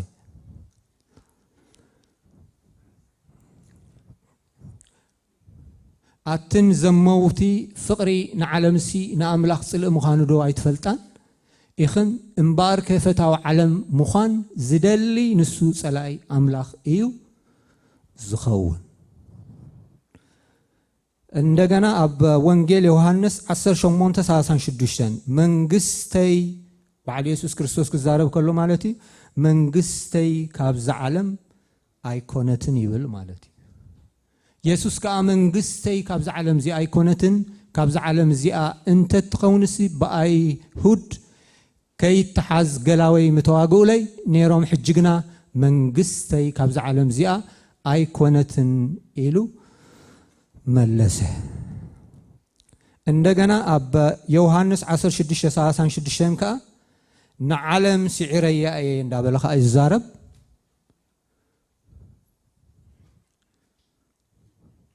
عصر شدشته ساسان سلسن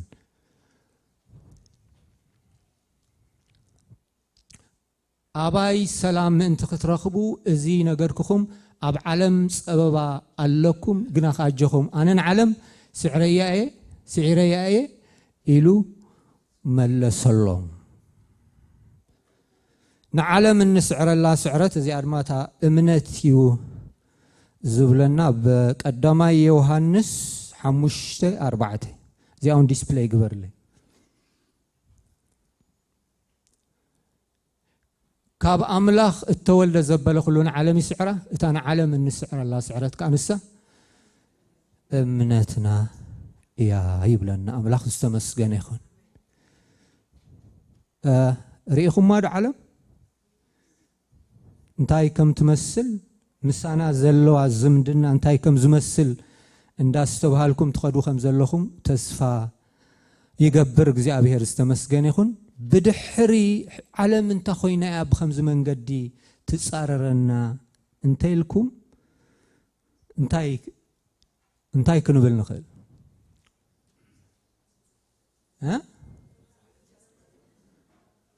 ብድሕሪ ዓለም እንታይ ስለ ዘሎ ሲስተም ኣሎ ስርዓት ስትራክቸር أملاخ استمسجنا يخون بشيء أب عالم زل كل نجار نحرقهم سرعتنا جوابنا اللو مش أمنت برهان سمايسي سرعتنا جوابنا اللو structure اللو هكمش قوام علنا كابت قوام نيمان أي نبل نسأجم أي نبل قوام بتخرسيان برهان سماي لنا مالتي زي أبير استمسجنا يخون دكتورين لنا سرعة أمنتنا هون بصحف سفورين مالتي ስለዚህ ካብቲ መሰረተ እምነትናውን ካብቲ ዶክትሪኑን ንየማን አይነብል ንጸጋም አይነብል ካብ ሞንጎና ሓደ ካብታ ዶክትሪን ውጽእ እንድሕሪሉ ስርዓት ይሕዝ ማለት ወይ ትመልሶ ወይ ከዓ እንተዘይ ሰሚዕካ ካልእ ማለት እግዚአብሔር ዝተመስገነ ይኹን ስለዚህ ዓለም ብድሕሪ ዓለም እንታይ ኣሎ መስለኩም ሰይጣን ይዘሎ እግዚአብሔር ዝተመስገነ ይኹን እግዚአብሔር ዝተመስገነ ዘብልኩ አይኮነን ግን ለሚድናት እግዚአብሔር ዝተመስገነ ስለዚህ ብድሕሪት ጉኡዛው ዓለም ዘሎ ሐሳብ ወይ ድማ ማይንድ እዩ ቃል አምላኽ ንገዛእ ርእሱ ዓለምን ሰይጣንን አተሓሒዙ ክዛረብ ከሎ እንታይ ኢሉ መስፍን እዚ ዓለም إذا أبزع كن رئاسة صنحنا مش علم تي بقى الأملاك كن رئاسة صنحنا نعاس مسفنا مني كم زي باس نبرهان سماي سينيور باستر مني باستر بهتا لكعكم كم ودما إذا علم زيئة مسفنا اللوا مالتي جزائي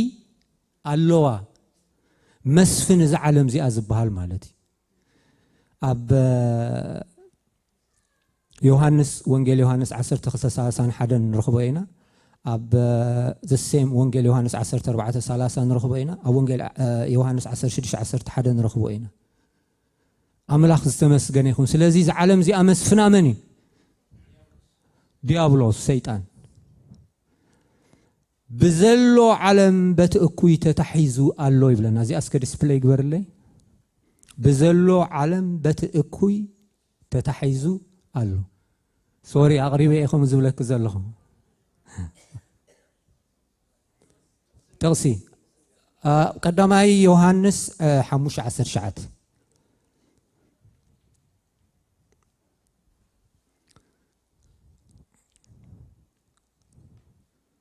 كاب أملاخ مخانا بزل علمون بتأكوي تتحيزال لا مهلاوا نفلتينا نسخهم يبلالو من البات مني الزارب زلو بزي هواريا يوحنس اندي الزارب زلو نحنا خنفلت دينا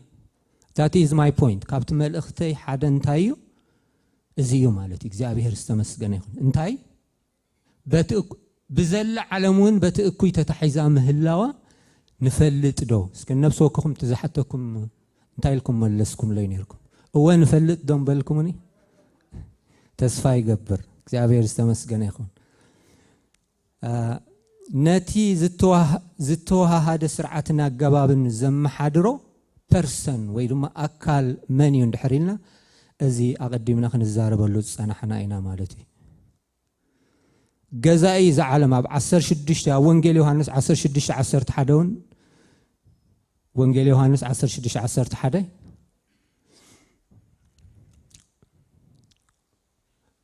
ብዛዕባ ፍርድ ኸ ገዛኢ ዘዓለም ዚኣ ስለ እተፈርዶ ይብለናል ገዛኢ ዘዓለም ዚኣ ስለ እተፈርዶ ተፈሪዶ ወይ ተፈረዶን አበይ ንገሩን ይዓውልኩም አበይና ይላዕሊ ኣብ መስቀል ፍርዱ አብይ ነይሩ ክብሪ ንእግዚአብሔር ይኹን ከመይሉ ይግን እግዚአብሔር ባዕሉ ፈጢሩስ ሰይጣን ከመይ ገይሩ ገዛኢ ናይ ዘዓለም ዘይኸውን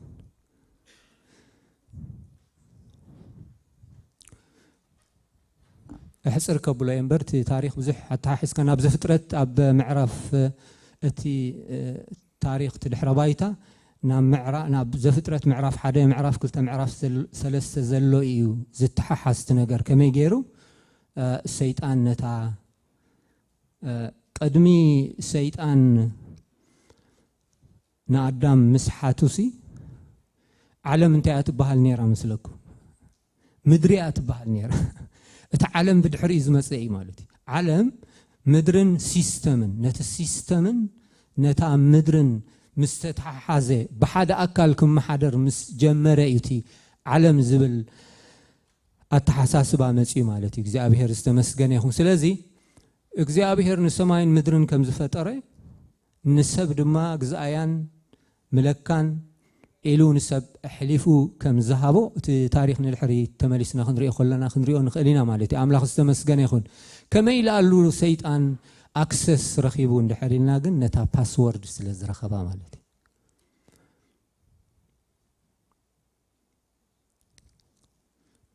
ላፕቶፕኩም ፓስወርድን ሰብ ድሕሪ ሂብኩም እንታይ ትኾኑ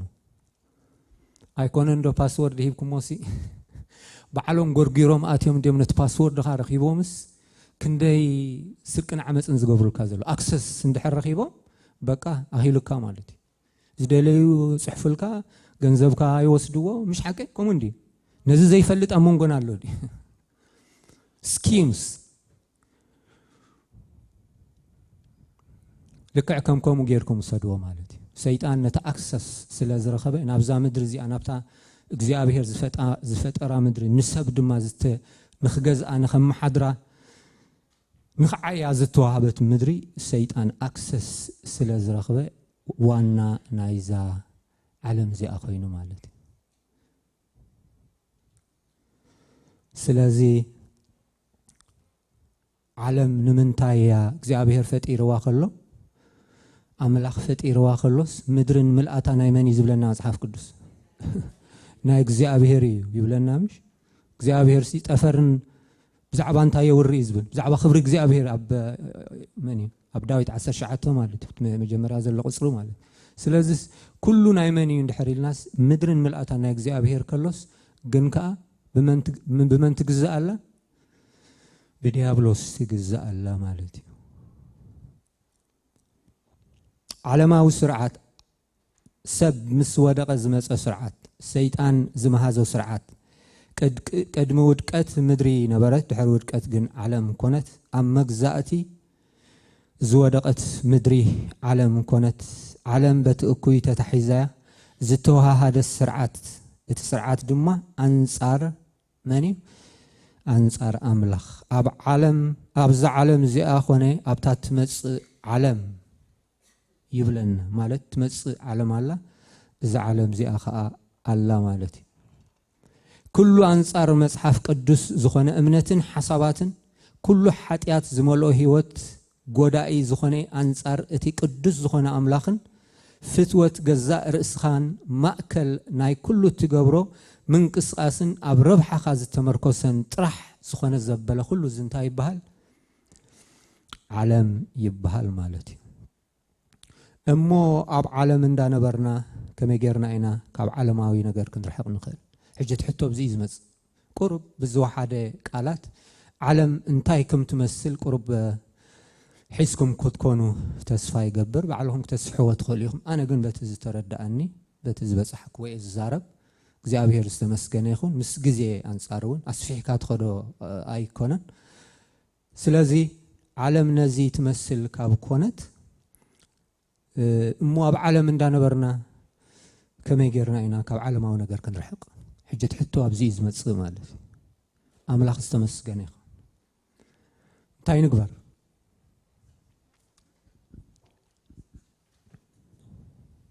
ከም ዮሐንስ መጥመቕ ዶ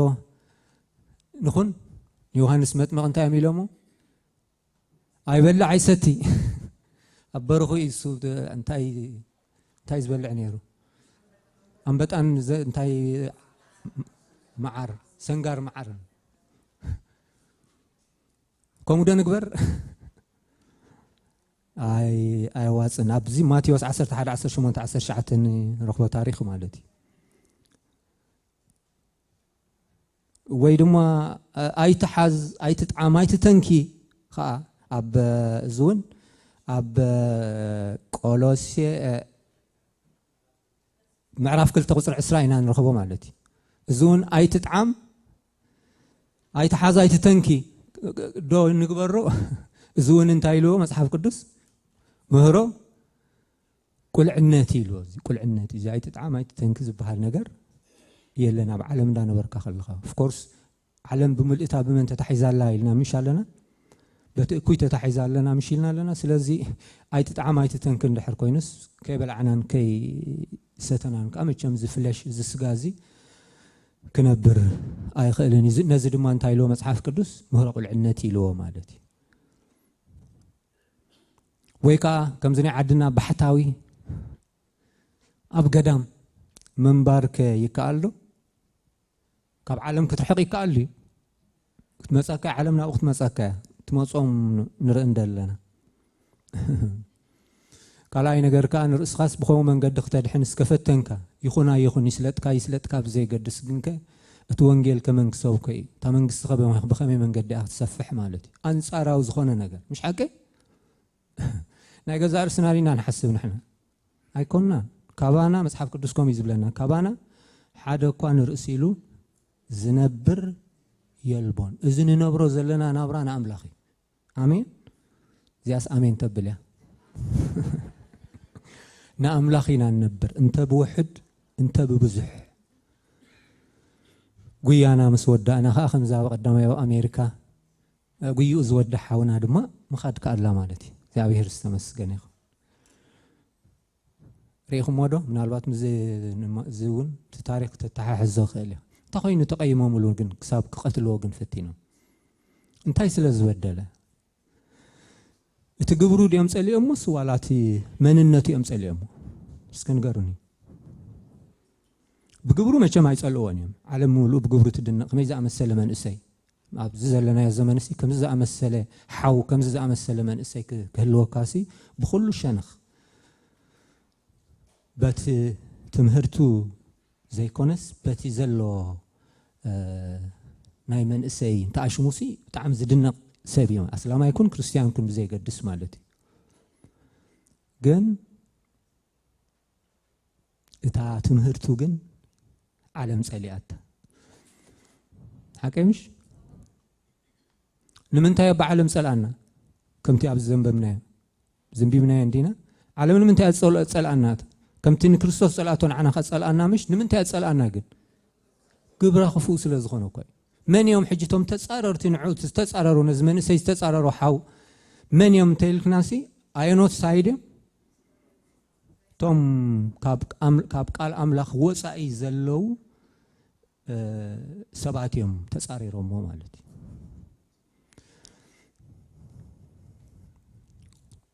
سلازس انتاي مالته أملاخ سلا زي فكروا أملاخ سلا زي حليل أملاخ سلا زي قدسلو أيكون نحاونا بخوم حليفه كلهم ناي إمنة عبوتاتنا ون بخوم يوم حليفهم من دلو يكابتهم ናይ ትምህርትና ናይ መጽሓፍ ቅዱስ መሰረት መቸም መሰረትና ነቢያትን ሐዋርያትን እንዲም ስለዚህ አይናይ ሐዋርያ ደሎ በዘይ ሰማዕትነት ዝሐለፈ ሐዋርያ ኣለና ዲ ኣለና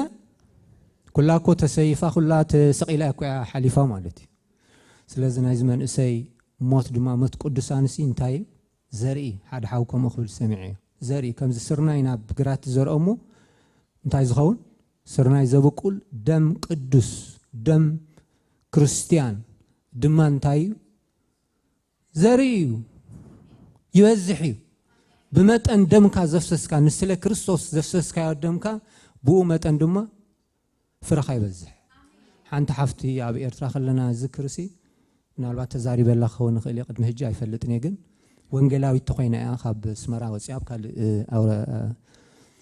ወረዳታት ተመዲባ ከም ወንጌላዊት ማለት እዩ ሕጂ መንእስያት ናይ ትምህርቲ ሰንበት ዝበሃል ናይ ኦርቶዶክስ መንእስያት ማለት እዩ ببزح من قد تصار رواني روم مالتي حج حرم عالت تأكيبهم مسيوم من جيرهم هاريمهم مالتي تهارمامو يهارموامو تإجرات هرم دماد ما فسس مالتي دمام فسس نتندم خمسة أجرا عقرب بلا بإيدنا زي براكتيكالي كم زي تصحيفو زنبوب كوي يكون زبلكم زلخ بمسار كاب تحفت سمعك هو كل سب كأزفلت مالتي نتندم خمسة أجرا انتايلا سل انتايلا قويتا نايزن دمي زفسسو نفساتها بالنيلات نصبحيتا سنبت اتوم منسيات بملؤهم تأكيبهم نابتان الساتم لخلابت خريستيان مسيوم نقويتا يسوس كريستوس تقبلهم مالتي سلازي انتاي نمالتي يخومو زبلكم زلخوس دم قدسان زحاونا حجسي بدحر إيوسي اتي وانجل اب امريكاس ايكون اندب امريكاس اب عالم ملوء كما يلو سفيح ريخمومش سفيح بقى مالتيبلاي كوين خلا يسوس الى مالي እግዚአብሔር ይስተመስገን እትደሙሲ ደም ንጹህ ደም ቅዱስሲ እንታይ ኮይኑ ማለቲ ብደምና ወንጌል ንሰብኺን ሓደ ጊዜ እቲ ዝኸብደና ንሕና ብዛዕባ ናይ ሃገርና ኩነታት ክንሓስብ ከለና ክብድ ይብለና ኦፍ ኮርስ ቀሊል ኣይኮነን ግን ኣብ ነፍስ ወክ ንስለ ክርስቶስ ዝወርድ ስቃይን መከራን ፍረሎ አሜን ጎይታ እኮ ሰማይን ምድርን ዝፈጠረ እኮ كابتي زتزاربو قال كيوص نامنت بزعب عالم كنزارب كلنا سي እግዚአብሔር ሰማይን ምድርን ፈጢሩ ሲ ንሰይጣን ሕልፍ እስከመይል ይህባን ምሽ ምንብላለና እዚ ብናይ ሰብ ፍቃድ ዝኾነ ነገር ስለ ዝኾነ እግዚአብሔር ኣብዝ ነገር ዚ ኢንተርፌር ክገብር አይክልኒ ግን በኃይል ነበር ማለት ያምላክ ተመስገነ ይሁን ስለዚህ እንታይ ሞዳ አይገበር عالم كم زي مخانا فليتنا يالنا سلازي كابت عالماو نقرس بخمي من قدينا خنرحق أقدمنا بزعبا يوهانس متمغرينا لنا بزعبات يايت حزايت تعمزو نرينا لنا قال بزعبا أبقدام مخادون آواز أني مخنياتو توانجيل كمان كسبكوت هيوات كبخمي من قدي قلس ننبرز لنا نابرانا أملاخ نبر نرأسنا يكونا نأملاخينا نبر أملاخ استمسقنا يخون انت ببزح انت بوحد كبري اقزي رابانا له بخومو من نحنا خميلنا دينا نابقوي تامسينا توم كدمينا زنبرو هيوتهم سلازار أينا وانجيل يسوس كريستوس سلازار بخورنا دخية أيكوننا نبغي تامسينا مش سلازي ننبرو نابرا نخالوتي otherwise كابتن قويتا يسوس كريستوس كم مدحانينا غيرنا استقبلنا كابتن صدقنا الله معلتي جميرنا أو مخاد بحشنا بأولوسونكم إلهمش مخاد حشنا كويل أو بحشنا كويل كيدهم قال استمرسو قال مسكرنات كسمع كلها كوا وكاباس يمزبلو مالتي أملاخ استمسكنا يخون جنابزي نبرز لنا أنا أملاخ سلزخوني قدنتنا أبزي كنهلو مالتي كبرنا أملاخ يخون منطقة أي جبر بخمي من قدينا نتعلمه ونجرسي كن رحت قالو نخل زي نزي حجزي كنا مال سلازين الدخي كنا انتاي انتاي يموتي مملت من البات زرزرا وحقي اللودي مصحف قدوس تتحفسي كاب عالم كن رحق قالو زرزرا وزخونه خمتي ንእስራኤላውያን እግዚአብሔር ሕጊ ክህቦም ከሎስ ኣስታት 6 ብቁፅሪ ማለት እዩ ኣስታት 613 ዝኾነ ሕግታት ሂብዎም ነዚ ሕጊ እዚ ዝፍጽም እንታይ ክኸውን ኢሎም ብህይወት ክነብር እዩ ንሳቶም ምስ ሕጊ ኣለዎም ንሕና ግን ካብዚ ዓለማዊ ነገር ዓለም ክሳብ ክንደይ ከም ትጻረረና ፈሊጥና ኣለና ኣብ ዓለም እንዳነበርና ከለና ከመይ ጌርና ካብ ዓለማዊ ነገር ክንርሕቅ ከም ዘለና ምናልባት ብዝርዝር እንተ ዝወሃበና ነይሩ ምፈተና ግን ኣይተጻሓፈና ኣሎ ማለት እዩ ኣምላኽ ዝተመስገነ ይኹን እቲ ሕጊ ንሕና ክንፍጽሞ ዘይንኽእል ሕጊ መን ፈጺምዎ እዩ ጎይታ ፈጺምዎ እዩ በዚ ባህዶ ይብለና እቲ ሕጊ እኮ ቅዱስ እዩ ነቲ ሕጊ ግን ኢየሱስ ክርስቶስ ፈጺምዎ ኣሜን ኣብዚ ቁሩብ ክተስተንትኑ ይደሊ ማለት ንኣምላኽ ተመስግኑ ዕድል ክትረኽቡ ማለት እዩ ኣምላኽ ዝተመስገነ ይኹን ኢየሱስ ነቲ ሕጊ ፈጺምዎ እዩ ኣብቲ መስቀል ፈጺምዎ እዩ ኣሜን ንሕና ዘይንኽእሎ ንሱ ግን ነቲ ሕጊ ፈጺሙ ካብ ሕጊ ባርነት ወይ ድማ ካብ ሕጊ ኣርዑት ነፃ ገይሩና እዩ ክርስትና ኣብዚ ኢኻ ኢንጆይ ትገብሮ ነዚ ክተስተማቕሮ ምስ ከኣልካ ነዚ ብትኽክል ክትሓስቦ ምስ ከኣልካ ኢኻ ንኣምላኽ ተመስግኖ ማለት እዩ ሓራ ምእንቲ ክንከውንስ ክርስቶስ እንታይ ሓራ ኣውፂእና ክርስቶስ ምእንታና መርገም ኮይኑ ካብ መርገም ብሕጊ ተሻየጠና ገላትያ 3:14 ካብ 13 ክሳብ 14 እግዚአብሔር ዝተመስገነ ይሁን ስለዚህ ሕጊ እውን ዝተጻሕፈ ሕጊ እውን የለን ነቲ ሕጊ እውን ክንፍጽም ንሕተቶ ነገር የብልናን ማለት እግዚአብሔር ዝተመስገነ ይሁን ስለዚህ በዚ ደስ ይበለኩም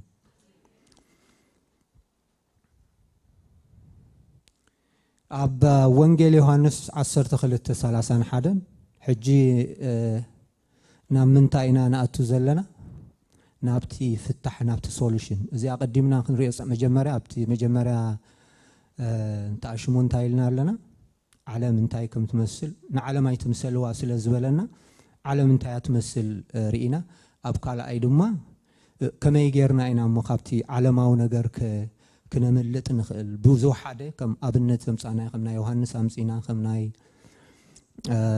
መን ይኻልእ ዮሐንስ ኣርኢና እንደገና ከዓ እቲ ኣይትሓዛይ ትጣዓም ዝብል እውን ርኢና ስውን ቁልዕ ምሕሮ ቁልዕነት ከም ዝኾነ ኣብ ዓለም እንዳነበርና ከይ ተንከፍና ከይ ሓዝና ክንዋፅኦ ከም ዘይንኽእል ርኢና ሕጊ እውን የብልናን ነቲ ሕጊ እውን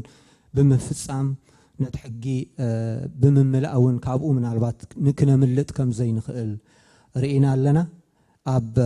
ወንጌል ዮሐንስ 12:31 ግን ኢየሱስ ክርስቶስ ዝተዛረበ ቃል ክንጠቅስ ኢና ኣምላኽ ዝተመስገነ ይኹን ወንጌል ዮሐንስ 12:31 ፍርዲ ዝዓለም እዚኣ ኢየሱስ ክርስቶስ ዝተዛረበ ቃል እዩ ሕጂ በፅሐ ገዛኢ ዝዓለም እዚኣ ሕጂ ንወፃኢ ክድርበ እዩ ቅድሚ ስቕለቱ ቅድሚ ሙማቱ ዝተዛረበ ቃል እዩ ኣምላኽ ዝተመስገነ እዩ ተደርቢ ይኮነን ዝብ ዘሎ ኩሉ ግዜ ቃል ኣምላኽ ክነንብብ ከለና ነቲ ግዜ ነቲ ተንስ ክንሪኦ ኣለና ኣምላኽ ዝተመስገነ ይኹን ስለዚ ቅድሚ ሞቱን ቅድሚ ስቕለቱን እዩ ዝዛረብ ዘሎ ስለዚ እንታይ ይብለና ኣሎ ፍርዲ ዝዓለም እዚኣ ሕጂ በፅሐ ገዛዕ ዝዓለም እዚኣ ሕጂ ንወፃኢ ክድርበ እዩ ይብለና ተደርቢ ከዓ መስቀል ማለት እዩ ኣምላኽ ዝተመስገነ ይኹን እምበር ካብ ዓለም ክንናገፍ እንጅምር ነዚ ወይስ ነቲ ኣይገብርን እየ ብምባል ዘይኮነስ ከምቲ ኣምላኽ ንዓለም ኣብ ትሕቲ ፍርዲ ሞት ከም ዘላ ገይሩ ዝርአያ ከምኡ ጌርና ክንርአያ ምስ እንጅምር እዩ ኣምላኽ ዝተመስገነ ይኹን እቲ ዓባይ ኣብ ራእይ 18:12 እንታይ ይብለና እቲ ዓባይ ባቢሎን ወዲቓ ይብለና ዓለም ተፈሪድዋ እዩ ዓለም ተፈሪድዋ እዩ ንምንታይ ተፈሪድዋ ንሞት ተፈሪድዋ ኣብ መስቀል እንታይ ዲና ክንብል ፀኒሕና መስቀል ኢየሱስ ክርስቶስ تفصمه قبل كلوسي مس بزوح نجر استأساسري مالتي أملاك استمسكني بزعبا سيطان يزارب بزعبا عالم يزارب بزعبا خلوز إحنا درات يزارب مالتي كبرن እግዚአብሔር ይሁን ስለዚህ ዓለም እንታይ ኮይና ተፈሪዱ ወይ ንሞት ዝተፈርደ ሰብ ሪኢኹም ደትፈልጡ ኣብነት ኮነኩም ኢለ ንሞት ዝተፈርደ ሰብ ኣብ መጋባእያ ቤት ፍርዲ ማለት ብሕጊ ብስርዓት በጋባብ እትሕጊ ብግቡእ ተዘርዚሩ ገበኑ ብግቡእ ተዘርዚሩ ንሞት እንታይ ዝኾነ ዝተፈርደ ሰብ መምለስ ዘይብሉ ማለት ይግባይ ዘይባሃሉ ፍርዲ ማለት ማእስዮም እቲ ፍርዲ ተግባራዊ ዝገብርዎ ኣብቲ መጋባእያ ኣብቲ ቤት ፍርዲ ሽዑድዮም ሽት ዝገብሮ ወይ ድማ ካልእ ኣገባብ ገይሮም ነቲ ናይ ሞት ስጉምቲ ዝፍጽምዎ ኣይኮነን ነናቱ ኣለዎ ማለት እዩ ስለዚ ንሞት ዝተፈርደ ሰብ ብሂወት እንተርኢ ከሎ ክኸይድ እንተርኢ ካዮስ ብሂወት ዘለኹ ይመስለካ ምስ ረኣኻዮሲ እንታይ ኢኻ ክትብል ዝግባእካ እንታይ ክረኣየካ ዘለካ ሞት ናይ መዓልቲ ጉዳይ እዩ ማለት ማእስዮም ተግባራዊ ዝገብርዎ ማእስዮም እቲ ናይ ሞት ስጉምቲ ዝወስድሉ ትፍርዲ ኣብ ሕጊ እንታይ ኮይኑ ንሞት እንታይ ኮይኑ ተፈሪዱ እንታይ ትጽበ ማለት እቲ ነገር እቲ ሰብ ናይ ሞት ስጉምቲ ሙሳዲ ዝተርፎ ማለት ምናልባት ክልተ መዓልቲ ዲ ዝወስድ ሰለስተ መዓልቲ ዲ ዝወስድ 10 መዓልቲ ብመጠንቲ ዝተዳለውዎ ማለት ሓቀይምሽ ስለዚ ዓለም ከዓ ከምኡ እያ ኣሜን ዶ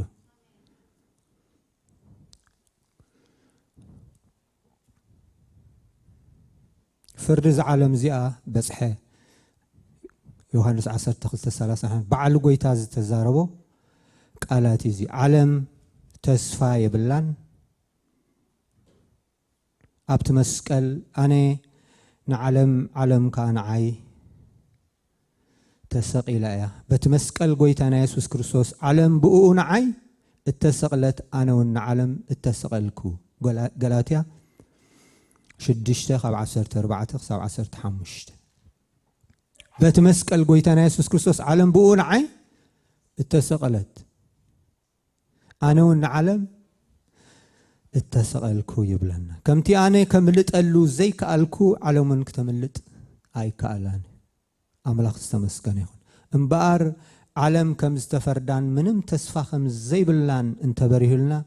كتفن والنايا كنقلا قلينا نعلم كيد اللي كبلا عايد لينني مخنياتو تمسكن أرحيق اللي آمين نو اتمستير كاب عالم اننا قفلو عالم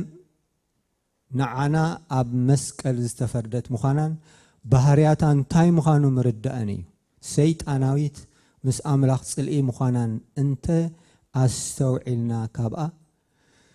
كننا قفئنا لومي كاب عالم فتسينكم تسفخت قرصو كتوابعكم دل ملأختيون نالباتار استهابنا يلومني أي هابكو ومن قال أملاخ سلا زخانتي قال أملاخ تبقي سلا ززارب حسابات أيكونن قديموني قال استقالي قديمو تان علم أيتم سلوات بالقالي قديمه سلا زيانه برستيكم كن زارب بتقال نتقال كترجم يخفتني ليوم مالتي أملاخ استمسكن يخ سلا زي منالبات أرستي ندحر كتكون كويناغن لومي أنا تسفائي خقرصكم دلي آمين دو استردوا آمين يبل تسفى خقرصكم يدلي يزرلكم مالتي تسفى أنت قريصكم لك كاب زعلم زيا بقى عمل أختي بسيح مالتي እግዚአብሔር استمسكن يخ بزح ጊዜ ዘጋጌና ምናልባት حساب زون very interesting بزح ጊዜ ዘጋጌና ዓለም ተስፋ ዘለዋ ይመስለና أبزي مردائنا حج نسحات أبت منفساوي هيوتنا خنقرصو خلنا أبتي هيوتنا أبت النبابرانا أبتي مسحبرة السبز لنا ركب قنع هيوت كنحز قبرنا نزي بقبو كنردو خلنا እግዚአብሔር ይመስገን ይሁን እንታይ መስለና ዓለም ታይ ዘልዋ ይመስለና ተስፋ ዘልዋ ይመስለና ስለዚህ ዓለም ተስፋ ይብላል እመኑ አይትእመኑ ተአመንኩም ንርእሱኩም ህይወትኩም ቅኑዕ ይኾነልኩም ተዘይአመንኩም ካለ ነገር ይኸውን ማለት አነ ተማለ ብዛዕባ ዝ ነገር ዝሐስብን ከስተንትን ከለኹስ قرب كونفيز غيرن مالتي عدي يفوتيه مالتي كما إرتراوسي بزح هرر زبلو نغرات علن مالتي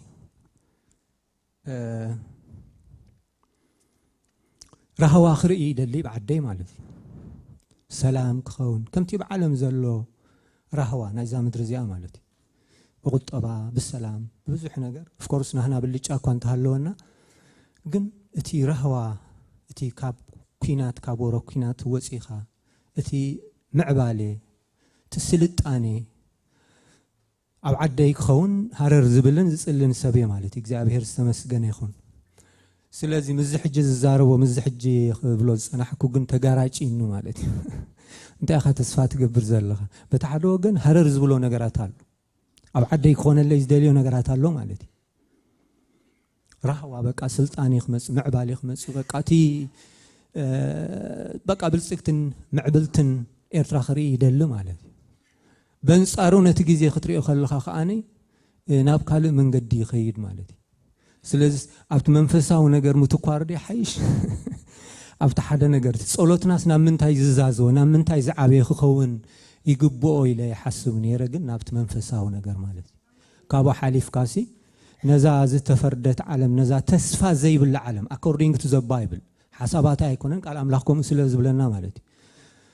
عالم بملئتاسي تفريد واي سلز حوي يصبيا زلو مالتي تسفى يلن نمود داتا غزي ام نمود داتا غزي خوينا انا نزارب زلنا مخنياتو تامعلت غويتا اكو انت زي فلطنايا اتملكت ግን ናብ ምንታይ ዝወስደና ዘሎ ናብቲ መፈጸምታይ ወስደና ስለዘሎስ ስለዚህ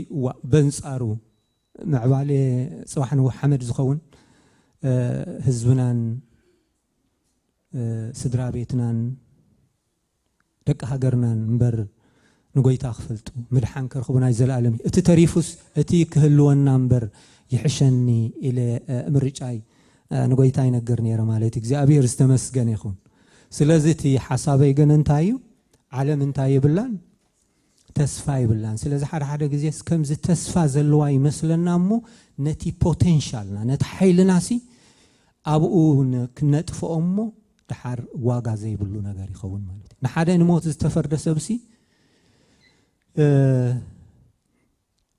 معت قيار كدان حسكالو تخدكاست يخون لابتوب ولا مزاوريت مكينان توسد كالوسي مشم اوريدي تفردي تفصيما ما اسكمزي اكسكيوت كمز غبرو ايتفلطني خا منالبات ناي معلتات كتكون تخيليا سلازي بزوح ነገር እንተምጻኻሉ بزوح ነገር እንተዓደካሉስ እንታይ ይኾኑ nothing አይድሊዮን ኦሬዲ ነው ተፈሪዱ ስለዚህ ዓለም ካ ነው ተፈሪዱ ስለዚህ ኣብ ዓለም ታይ ትግበሩ ተስፋ አይትግበሩ አምላክ ዝተመስገን ይኹን ሓደ ተስፋ ይዘለና እቲ ተስፋ ስድማ ናይ መን ምምጻይ ናይ ጎይታናን መድኃኒታችን ኢየሱስ ክርስቶስ መቸም ተስፋ ቁሪጼ መቸም ተስፋ ከይሃብኩ ክገድፈኩም አይግባን ጌጋይ አሜን ተስፋ ግን አሉ አሜን ዶ ናይ ምንታይ ተስፋ ናይ ክርስቶስ ናይ ዳግም ምምጻእ ክርስቶስ ተስፋ አሎ እምዛ መርሃው ሓውና ሁሉ ጊዜ በዚ አዘዘክረና ማለት ቀላል ነገር ከይትመስለኩም ልብኻ ከይወድቕ ይዝገብረካ ማለት ልብኻ በኻልእ ከይተሓዚ ይዝገብረካ እዚ ማለት ክብል ከለኹ ግን ተስፋ ቆረጹ ክብለኩም ከለኹስ አይቲ ብልዑ አይቲ ስተዩ አይቲ ስሩሕ አይቲ አይኮነን ሲኮነን ታሽመይ ማለት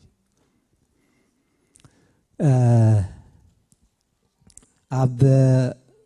ቀዳማይ ጴጥሮስ 4:7 እንታይ ዝብል ኣሎ መወዳእታ ኩሉ ነገር ቀሪብ እዩ ስለዚ ርእስኩም ግትኡ ንጸሎቱን ንቑሕ ብለና ግትኡ ግን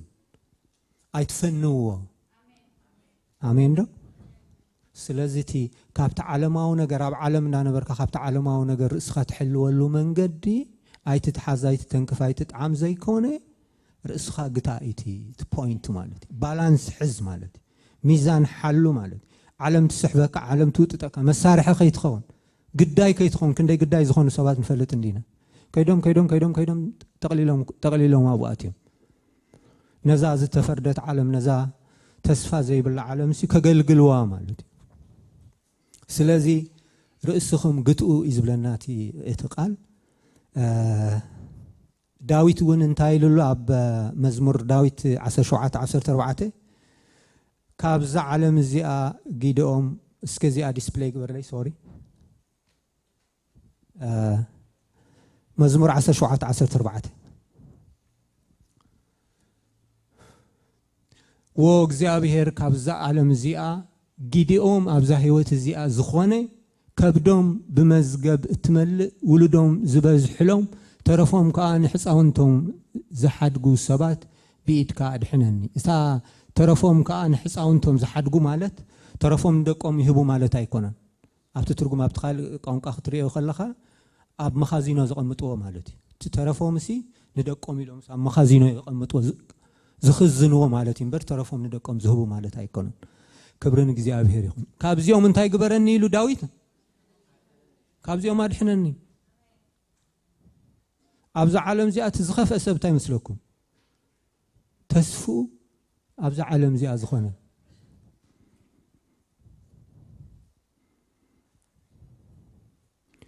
ኣምላኽ ዝተመስገነ ይኹን እምበር እታ እዋ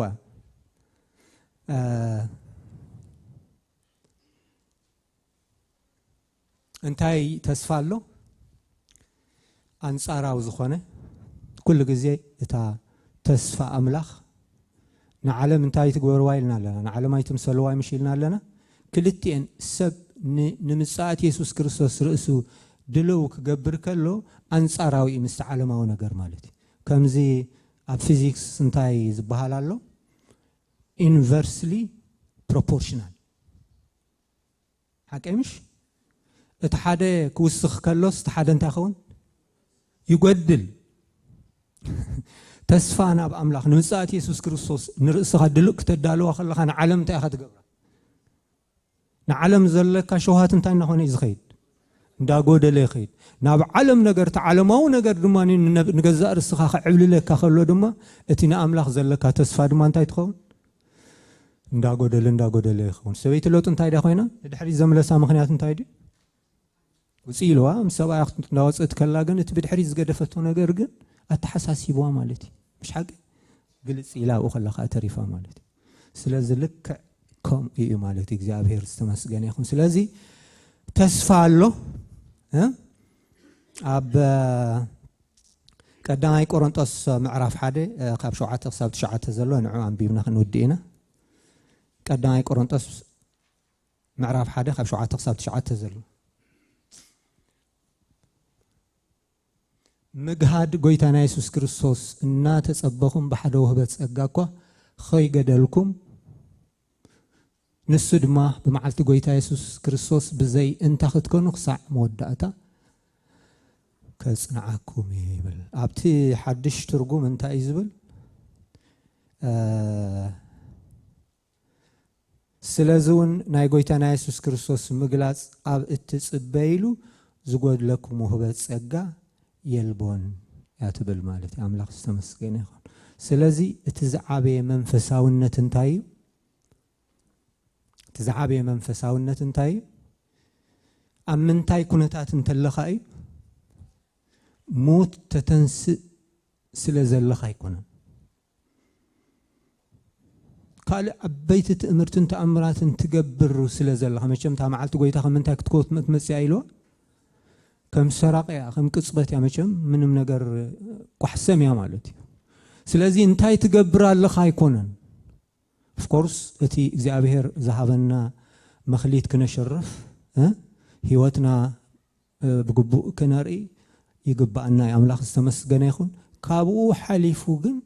نرأس خات ناتكا كنتات جنا من تايكس أن حلو ready كتصنع حلك كمالتي أملاخ استمسجن يخون سلزي اتزعابي منفساونة انتاي ها سلازون ناي قويتانا يسوس كرسوس مقلاس أبت تسبيلو زقود لكم وهبت سقا يلبون سلازي تزعابي وهبت سقا ويدما تزعابي منفساونة سب نمساعات يسوس كرسوس رأسو كدالو كله مالتي أملاخ استمسكن يخون سلازي خصابكن دي دلوات يخون كونشي لئي تزاري بزلخوت حساب سفح أرأسيو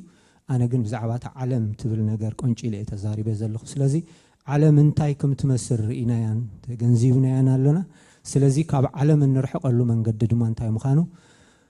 رئينا لنا سلازي بزي دلوات كنكون بتي تسفى أقويصكم الله I hope بزخاء تسفى هيبكم الله مالتي أملاخ استمسكنه كاب علم تسفى نقرص يقباناي نكرسوس جن تسفى نكبركا يدلينا بزي عند حسبنا عند استنتنا أمسجنا خنودينا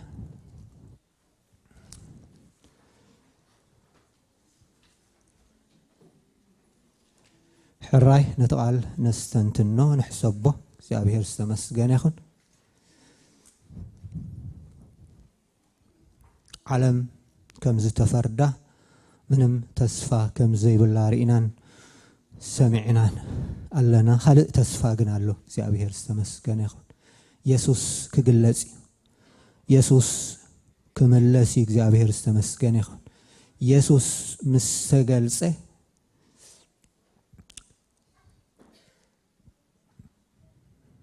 نحن دما مسؤول كنقلسينا سيابير استمسكن يخون حجي بتي أرجيت سجانا كبيدنا نسقرقر ألنا هذا معلت جن كابزي كن وصينا እግዚአብሔር استمسكن يخون بزي تسفى بزينا يسوس كريستوس داغم ممصا تسفى እንዳገበርና ልብና በሐጎስ ይምላ እግዚአብሔር አምላኽና ደጊምና ነመስግነካ ክብርን ህበካ በጎይታናን በመድኃኒና ኢየሱስ ክርስቶስ በዚህ ሎማዓንተ ዝውን ተዛሪብካና ዘለኻ እግዚአብሔር አምላኽና ነው ሚኢቲ ሱሳ 30 ክፈሪ ደጊምና በሽም ኢየሱስ ክርስቶስ ንጸልሎና አምላኽና ንዝተርፈና ጊዜ ሁሉ ድማ نعخا خبري يخلنا لنا بسم أبون بسم ودن بسم منفس قدوس حد أملاح صلوتنا اسمع آمين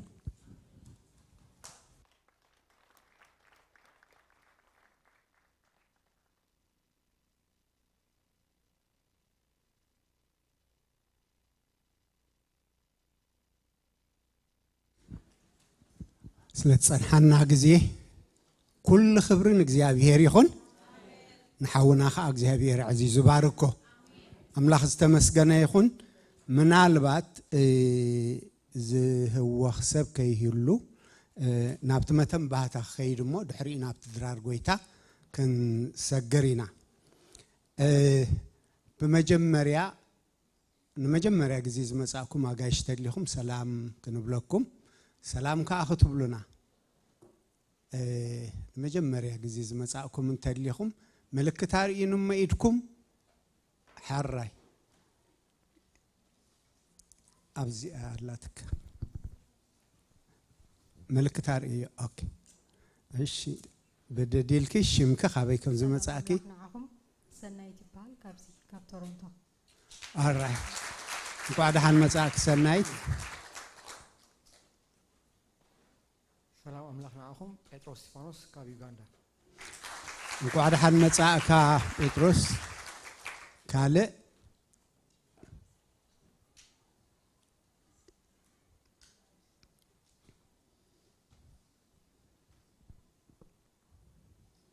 ويلكم كنبلكم يخال علامه يلن حراي እግዚአብሔር ዝተመስገነ ይኹን እዞም ሓደስቲ ዝመጻእኩም ኣብዚ ናይ ሻሂ ናይ ቡን ግዜ የለና ብዝበለጸ ኸኣብኡ ክንረኽበኩም ኢና እግዚአብሔር ይባርኩም ብንጹር ትድራሻኹም ስልክ ቁጽሪ ተጽሒፍኩም ከኣ ብኡኡ ድሃይኩም ክንገበር ኢና حراي ናብቲ ዝቕጽል መተንባህታ ክሰግር ከምቲ ዝሓለፈ ኣብዚ ዘተንባህናዮ ናይ ደቅ ንስትዮ ናይ ምንቅቃሕን ናይ ሓድነትን ግዜ ኣብዛት መጽ ዘላ ቀዳም ኣሎ ማለት እዩ ኦክቶበር 11 ሰዓት 3 ዝጅምር ፕሮግራም ተሰሪዑ ወይ ተዳልዩ ስለ ዘሎ ኩልኻትክን ደቅ ንስትዮ ኣብዚ ክትሳተፋ ተን መራሕቲ ሓደራ ብላለዋ ቤተ ክርስቲያን ከዓ ነዚ ሕብረት እዚ ኩልሃና ብምርካብ ተማቐልቲ ትበረኸት ክንከውን ሓደራ ትብል ካልእ ከምኡውን ጽባሕ ዓርቢ ናይ መንእሰያት ናይ ሓዳር ጸሎት መደብ ኣሎ ቅድሚ ሕጂ ወርሒ ዝገብርዎ እዩ ኣዝዩ ሃናጺ ጽቡቕ ዝኾነ መደብ እዩ ሰዓት 10 ፍርቓን ናይ ምሸት ዓርቢ እዛ ጽባሕ ዓርቢ ክህሉ እዩ ስለዚ ኩላትኩም መንእሰያት ኣብዚ ከዓ ክትርከቡ ሞናይት በረኸት ከዓ ተማቐልቲ ክትኮኑ መንእሰያት መራሕቲ ሓደራ ይብሉ ቤተ ክርስቲያን እውን ነዚ ተባራትዕ ከምኡውን ኩልኹም መንእሰያት ዝያዳ ገና እቶም ኣብ ሓዳር ዚኣተኹም ንዓኻትኩም ዝምልከት ትምህርቲ ናይ ሕቶን መልስን ግዜ ስለ ዝህሉ ንዕለት 19 ኦክቶበር ኣብዚ ድሕሪ ምሳሕ ክንራኸብ ኢና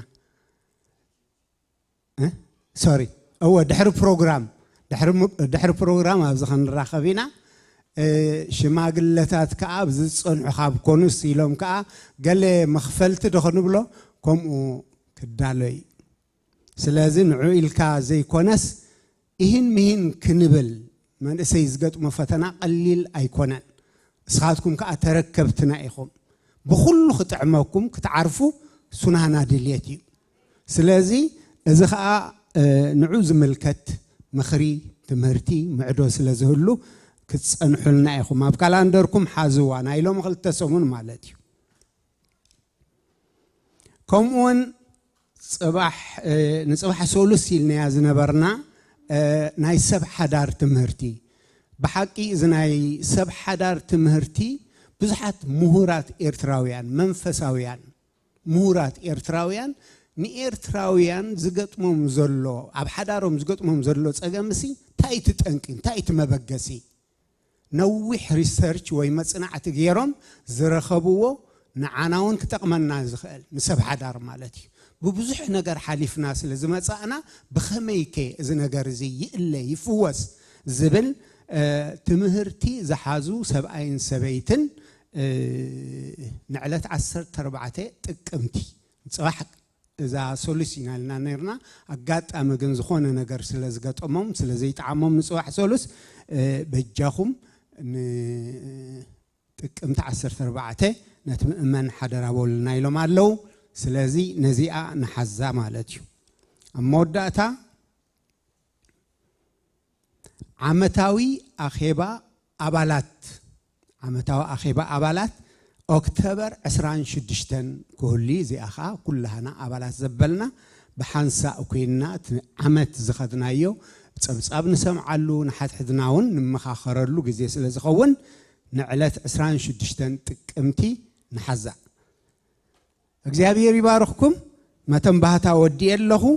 ስለዚ ቀጥታ ናብቲ ድራር ጎይታ ክንሰግር ኢና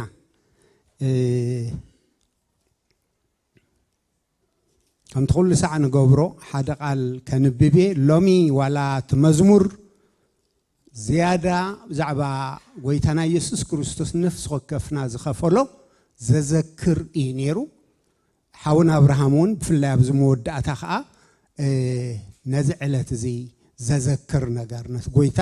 ንኣና ዝኸፈሎ ዘዘክር ነገር ከዓ ክዛረበና ጸኒሕሎ ስለዚ ኣነ ኣብ ብዙሕ ምትንታን ኣቶኒ እታ ኩሉ ሰዓ ነንብባ ቃል ከንብብ እሞ ጸሊና ናብቲ ስርዓት ክንሰግር ኢና ቀዳማይ ቆሮንቶስ 11 ካብ 23 ጀሚረ ከምዚ ይብል ኣነ ካብ ጎይታ እተቀበልክዎ እሞ ንዓኻትኩም እውን ዝነገርክዎ ጎይታና ኢየሱስ በታ ተታሕዘላለይቲ እንጌራ አልዓለ ኣመስጊኑ ቆረሰሞ ውሰዱ ብልዑ እዚ ምእንታኹም እተዋህበ سجايو إزي نمذكرتا يقبروا بلي كم خاد حردرار نتاصوا على عليه مو ذات صوا زي أبدمي حدش كيدانيا بتستي وامت أن مذكرتا يقبروا بلي مالت زانجرا زي بتبلعوا ذات صوا زي أون بتستي وامت أن كسعقويتا زمتص موتو تنقريهم سلازي خي تقبو زانجرا زي أزبلع ويسوا قويتا زستي نسو أبناء قويتا سجان دمن إيو زعجب جناخه سبن رؤسي مرمر كم وها حبزان جرازيا يبلع كبزات هو أزي أون يستي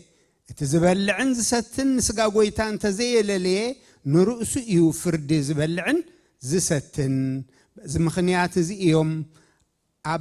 أما أكلكم بزحات دخومات حمومات زلوا زدك أسون بزحات يوم جناخه عبرسنا تنفرد سي أي متخننان يبل እግዚአብሔር ዝተመስገነ ይሁን ስለዚህ ወይታና ኢየሱስ ክርስቶስ ንሱ እትጻድቅ ምእንታና ኃጢአተኛታት ዋጋ ከፊሉ ነዓና ምስ አምላኻት ተዓሪቁ ነዓና መሰል ወልድነት ሂቡ ነዓና ተማቀልቲ ህይወት ዘለዓለም ክንከውን ንሱ ብዝኸፈሎ ሙሉእ ዋጋ ውሉድ አምላኽ ተባሂልና ናይ እግዚአብሔር መንግስቲ ወረስት ክንከውን ወይታ ኢየሱስ ዋጋ ከፊልና እዩ ስለዚህ እዚ ነገር እዚ ክንካፈል ከለና ሎሚ እዚ ኢና ንዝክር አስብ ኃጢአት ሞት ይዝብል ቃል አምላኽ ነፍሱ ወከፍ ከአን አምላኽ ዘይበደለ የለን ስለዚህ አስብ በደልና ሞት ዝግባአና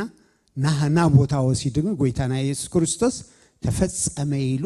ሙሉ ዋጋ ከፊሉልና ክብር ንስሙ ይኹን ስለዚህ በዚህና ዕርቅ ረኺብና በዚህና ምድሓን ረኺብና ስለዚህ እዚህና ንዝክር ሎሚ ነዚ ቅዱስ ስርዓት እዚ ክንካፈል ከለና እዝናስተንተና አቦ እምሮናሲ ስፍራ ክህልዎ ወላውን ከምዚ ክንመሃሮ ፀናሕና ነዚ ዓለም ንኸይን መስላ ዝሕግዘና ዝድርኸናውን እዚ ፍልጠት እዚ ጎይታ ዝኸፈሎ ዋጋ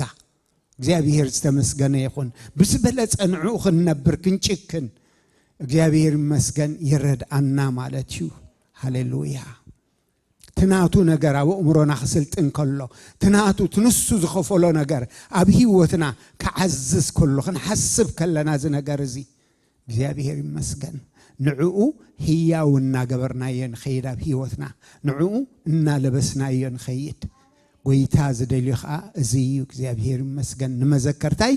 ግበርዎ ይበል ሃሌሉያ እግዚአብሔር አምላኽና በጎይታ በኢየሱስ ስም ነመስግነካለና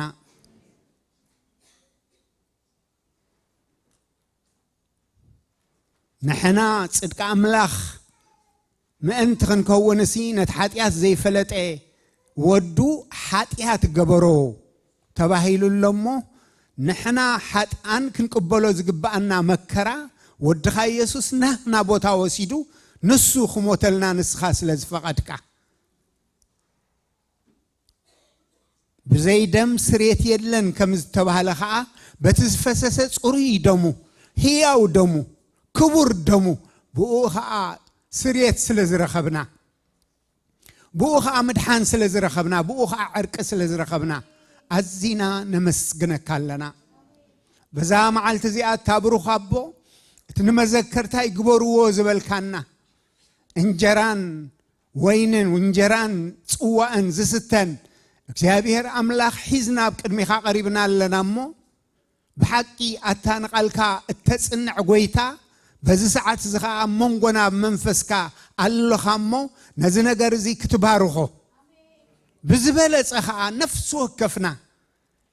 እቲ ቅድሚ 2000 ዓመት ዝተኸፍለልና ዋጋ ብመንፈስካ ከነስተውዕል ክበርሃልና ክግለጸልና ካብቲ ንፈልጦ ንላዕሊ ክርዳአና ኣብ ልብናን ኣብ እምሮናን ከዓ ስፍራ ክረክብ ክገዝእ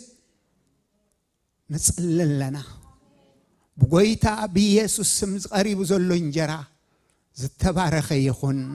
بقويتا بيسوس سم إذا قريبو زلو صوا زتبارخ يخون እግዚአብሔር ነፍስ ወከፍ ህዝብኻ ኻነ ዝነገር እዚ ክካፈል ከሎ ንስኻ ነቶም ዝእዘዙኻ ዘተስፈኻዮ በረኸት ኣብ ልዕሊ ነፍስ ወከፎም ክኸውን ይጽለለኹ ነፍስ ወከፍ ብምርዳእ ብምስትውዓል ነዚ ነገር እዚ ክወስዶ ንስኻ ነፍስ ወከፍና ካብ መንፈስካ ዝኾነ ምስትውዓል ሃበና ብላ ኣለኹ ስለ ሰማዕካና ነመስግነካ ኣለና ክብሪ ኩሉ ምስጋና ኩሉ ንዓኻ ንበይንኻ ይኹን ብኢየሱስ ስም ኣሜን أملاخ استمسكنا يخون شماغلتات دياقونات كعدلنا يمبزلنا أي خوينا كما تسنايو نقويتنا مسجنا مناي مسجنا منفس كوينا تم انتنا زموتة تساقي مكرات أجاب قويتا حجنا أبي معنا أبو تخبرتي زلوا كبرنا سمي يخون هاليلويا زي أبي هيري مسجن سلازي النامسجنا تزحلف النازكرنا نمسأخ أتصبين نازل خبرة النازكرنا نازنا جرزي كنكافلينا كلنا كهبونا خلو حزنا يخنس أنحنا كم بيتسب أملاخ كم نايت أكل كفلتات متنكا بحبارك وسدينا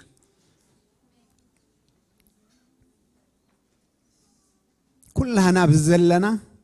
ولا خاب كالي تشرشون زمزعنا كنكافل نخيلنا نقويثا زي تقبلنا انتلينا جن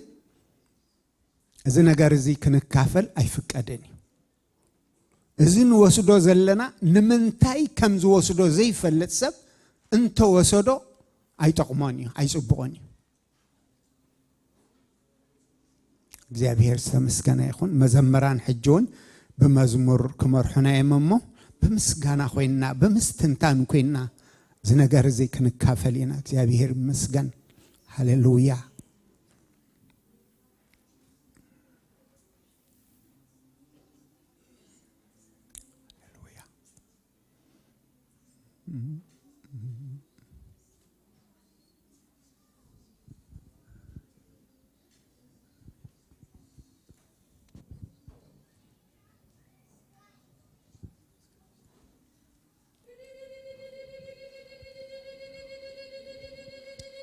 هاليلويا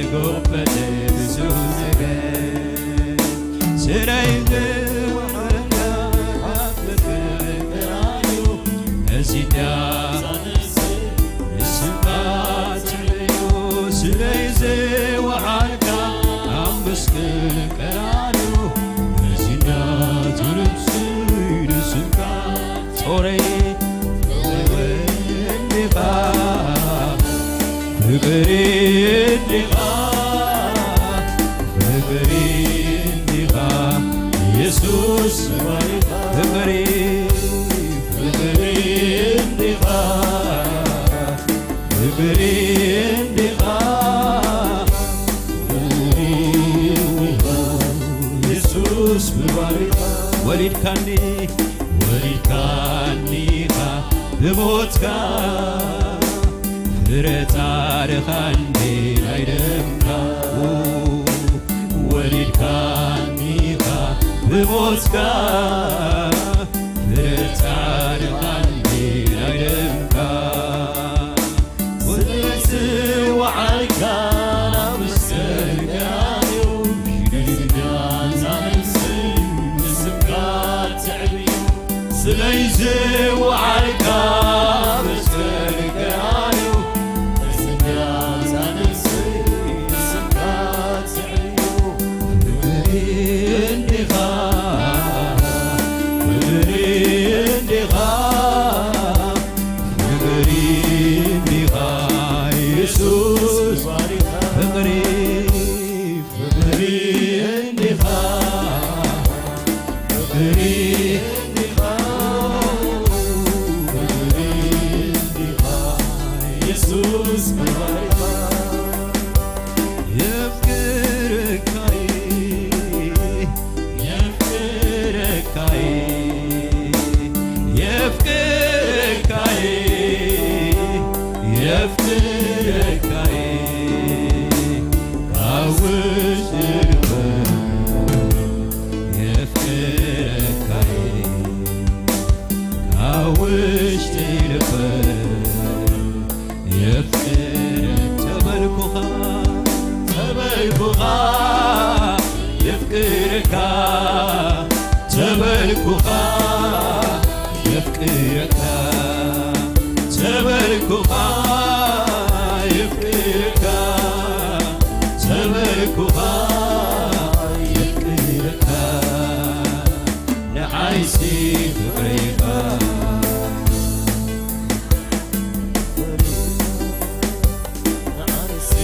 ፍቅሪኻ ንዓይሲ ፍቅሪኻ መግለጺ የብሉን ቃልሃ መግለጺ የብሉን ቃልሃ ፍቅሪኻ መግለጺ የብሉን ቃልሃ ፍቅሪኻ መግለጺ የብሉን ቃልሃ የፍቅርካይ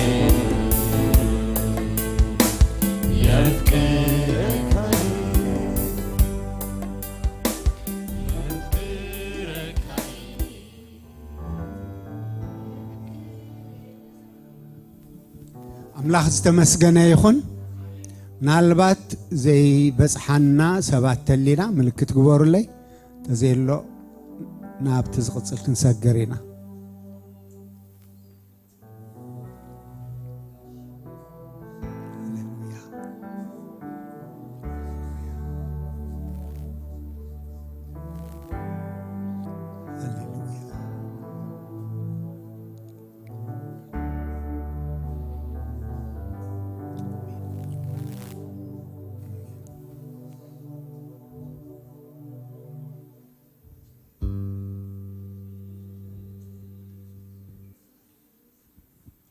አምላክ ዝተመስገነ ይኹን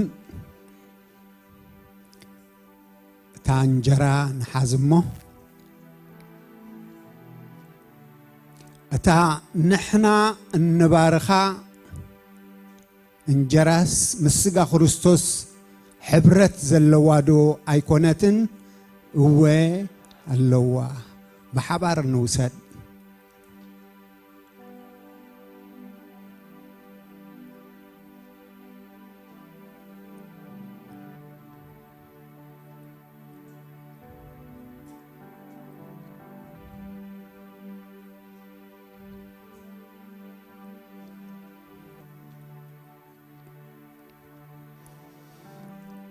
እታ ንሕና እንባርኻ ናይ በረኸት ጽዋዕ ምስ ደም ክርስቶስ ሕብረት ዘለዋ ዶ ኣይኮነትን እወ ኣለዋ ብሓባር ንውሰድ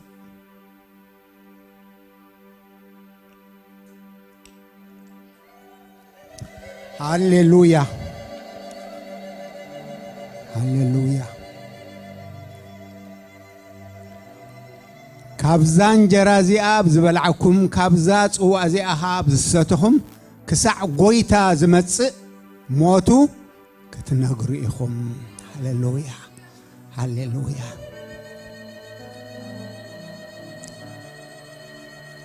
ሃሌሉያ እግዚአብሔር አምላኽና ደጊምና ብጎይታ በኢየሱስ ስም ነመስግነካ ኣለና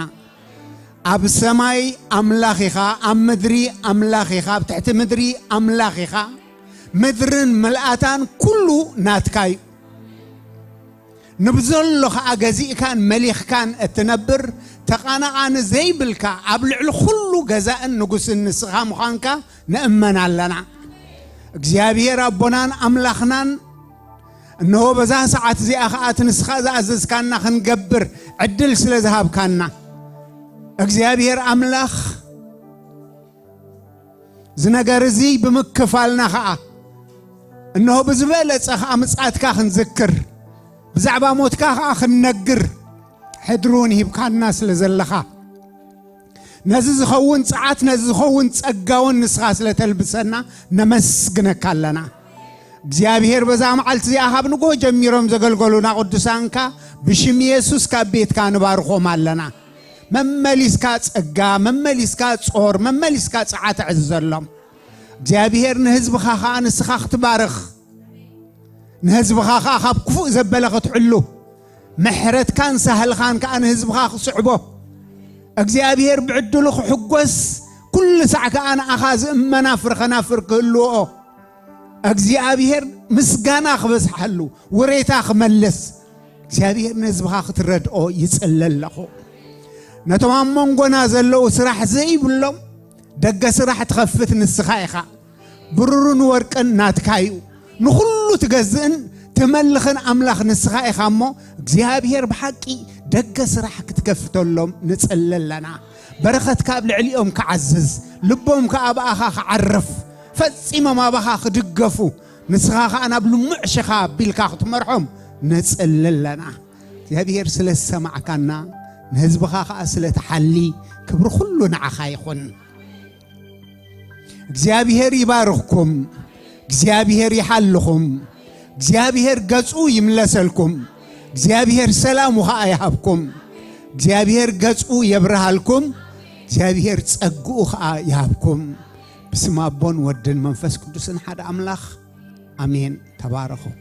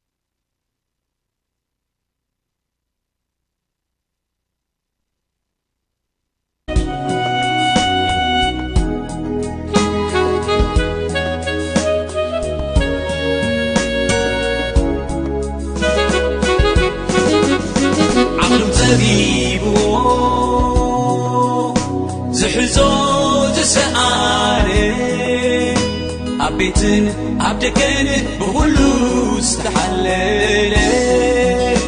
بركب إلن يولدا تبتصار فنون يعرفا كم زبلك